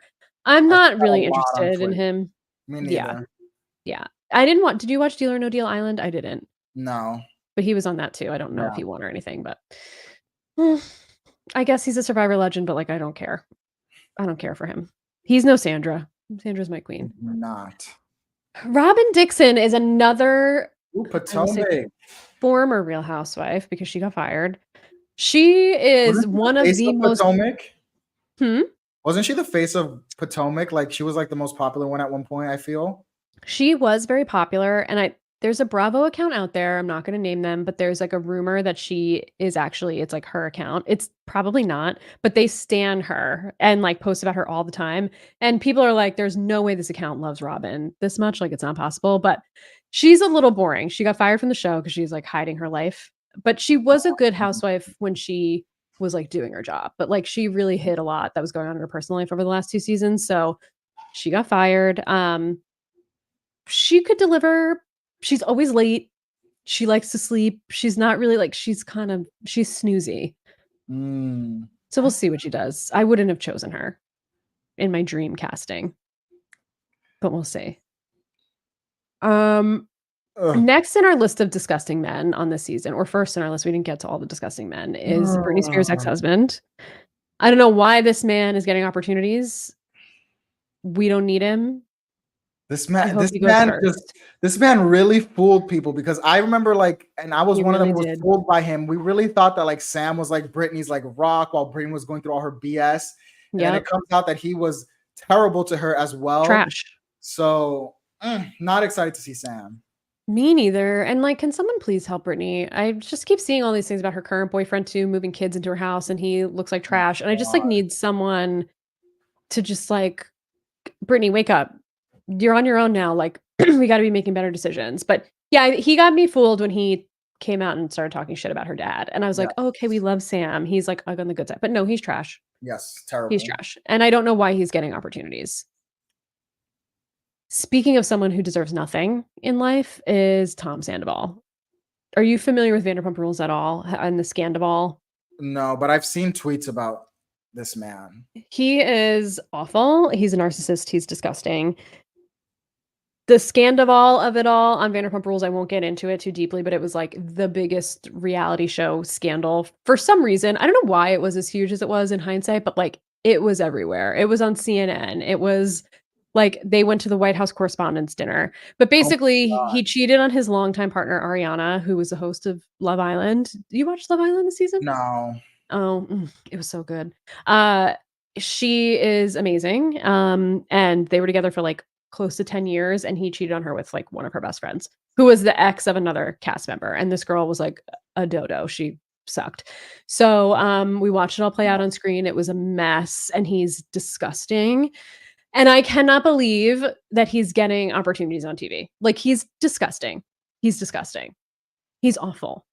Oh gosh, I'm gonna have to look up the Scandival before the season starts. I'm sure there's like a TikTok something Yeah, or there like must be. Yeah, there's got to be like a YouTube compilation or yeah. something of like all the moments.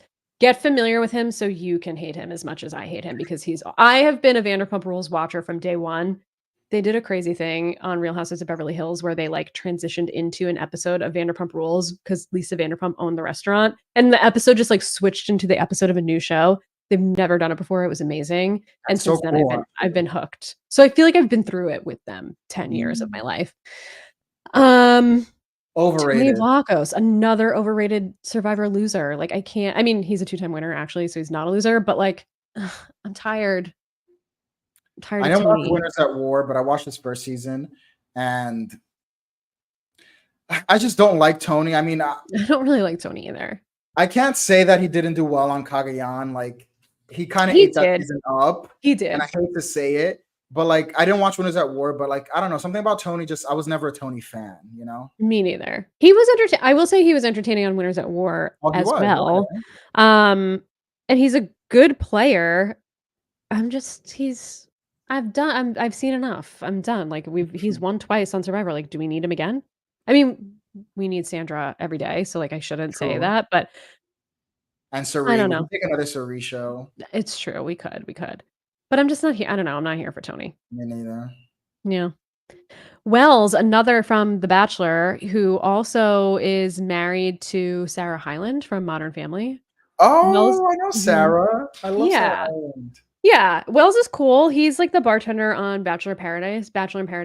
I don't know if he still is. I haven't watched it in a long time, but, like, he came off of JoJo's season of The Bachelor. He was very, like, kind of like a hipster, very chill guy, and he gained just, like, a lot of popularity from that season, and then he's just been on Paradise, and he's a bartender, and he has a famous wife, and he's living his best life. So, like, good for Wells. He's gonna be okay, I think he'll be good. He's not someone that's annoying, so I think he's gonna be good. A decent man on this cast. We'll see. 1. No, we have 2. We have Jeremy too. Oh yeah, Jeremy. I forgot about Jeremy. Mhm. I will say, Katie, though, is this the end of the cast? I think that's it. Yeah, this cast is definitely. I don't think they'll ever be as stacked as season 2 of US.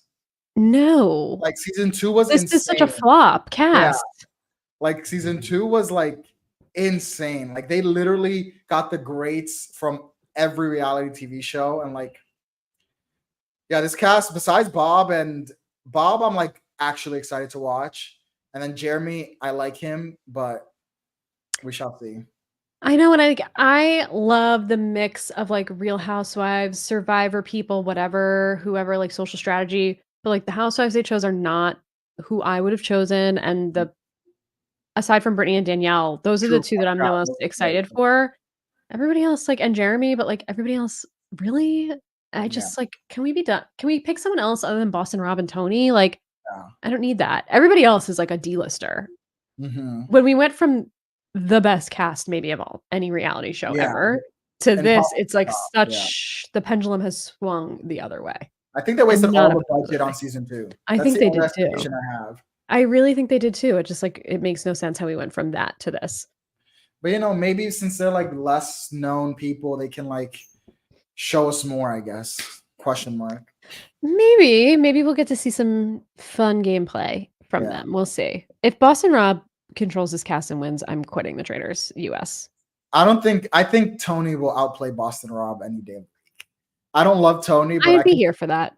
I can see Tony running circles around Boston Rob. But again, I've only watched one Boston Rob season and one Tony season. So I think that Tony is a better Survivor player than Boston Rob. So I would hope that he's a better Traitors player. If it comes down to those 2, I'm taking Tony. Yeah. Okay, good. Yeah, for sure. Well, Javier, this was fun. I'm sorry I kept you longer and sprung this on you, but I realized we never broke this cast down. Talk about it. Yeah. Yeah. Especially I don't know when this is sporadic. This is good to talk about. Yes, for sure. I don't know when this is going to air. I'm gonna say, like, didn't last air like January, I think. Yeah, something like that. So it'll probably be around the holiday time. Well, hopefully it's after Canada, because I can't do 2 seasons at the same time. I think it'll be after Canada. I hope so.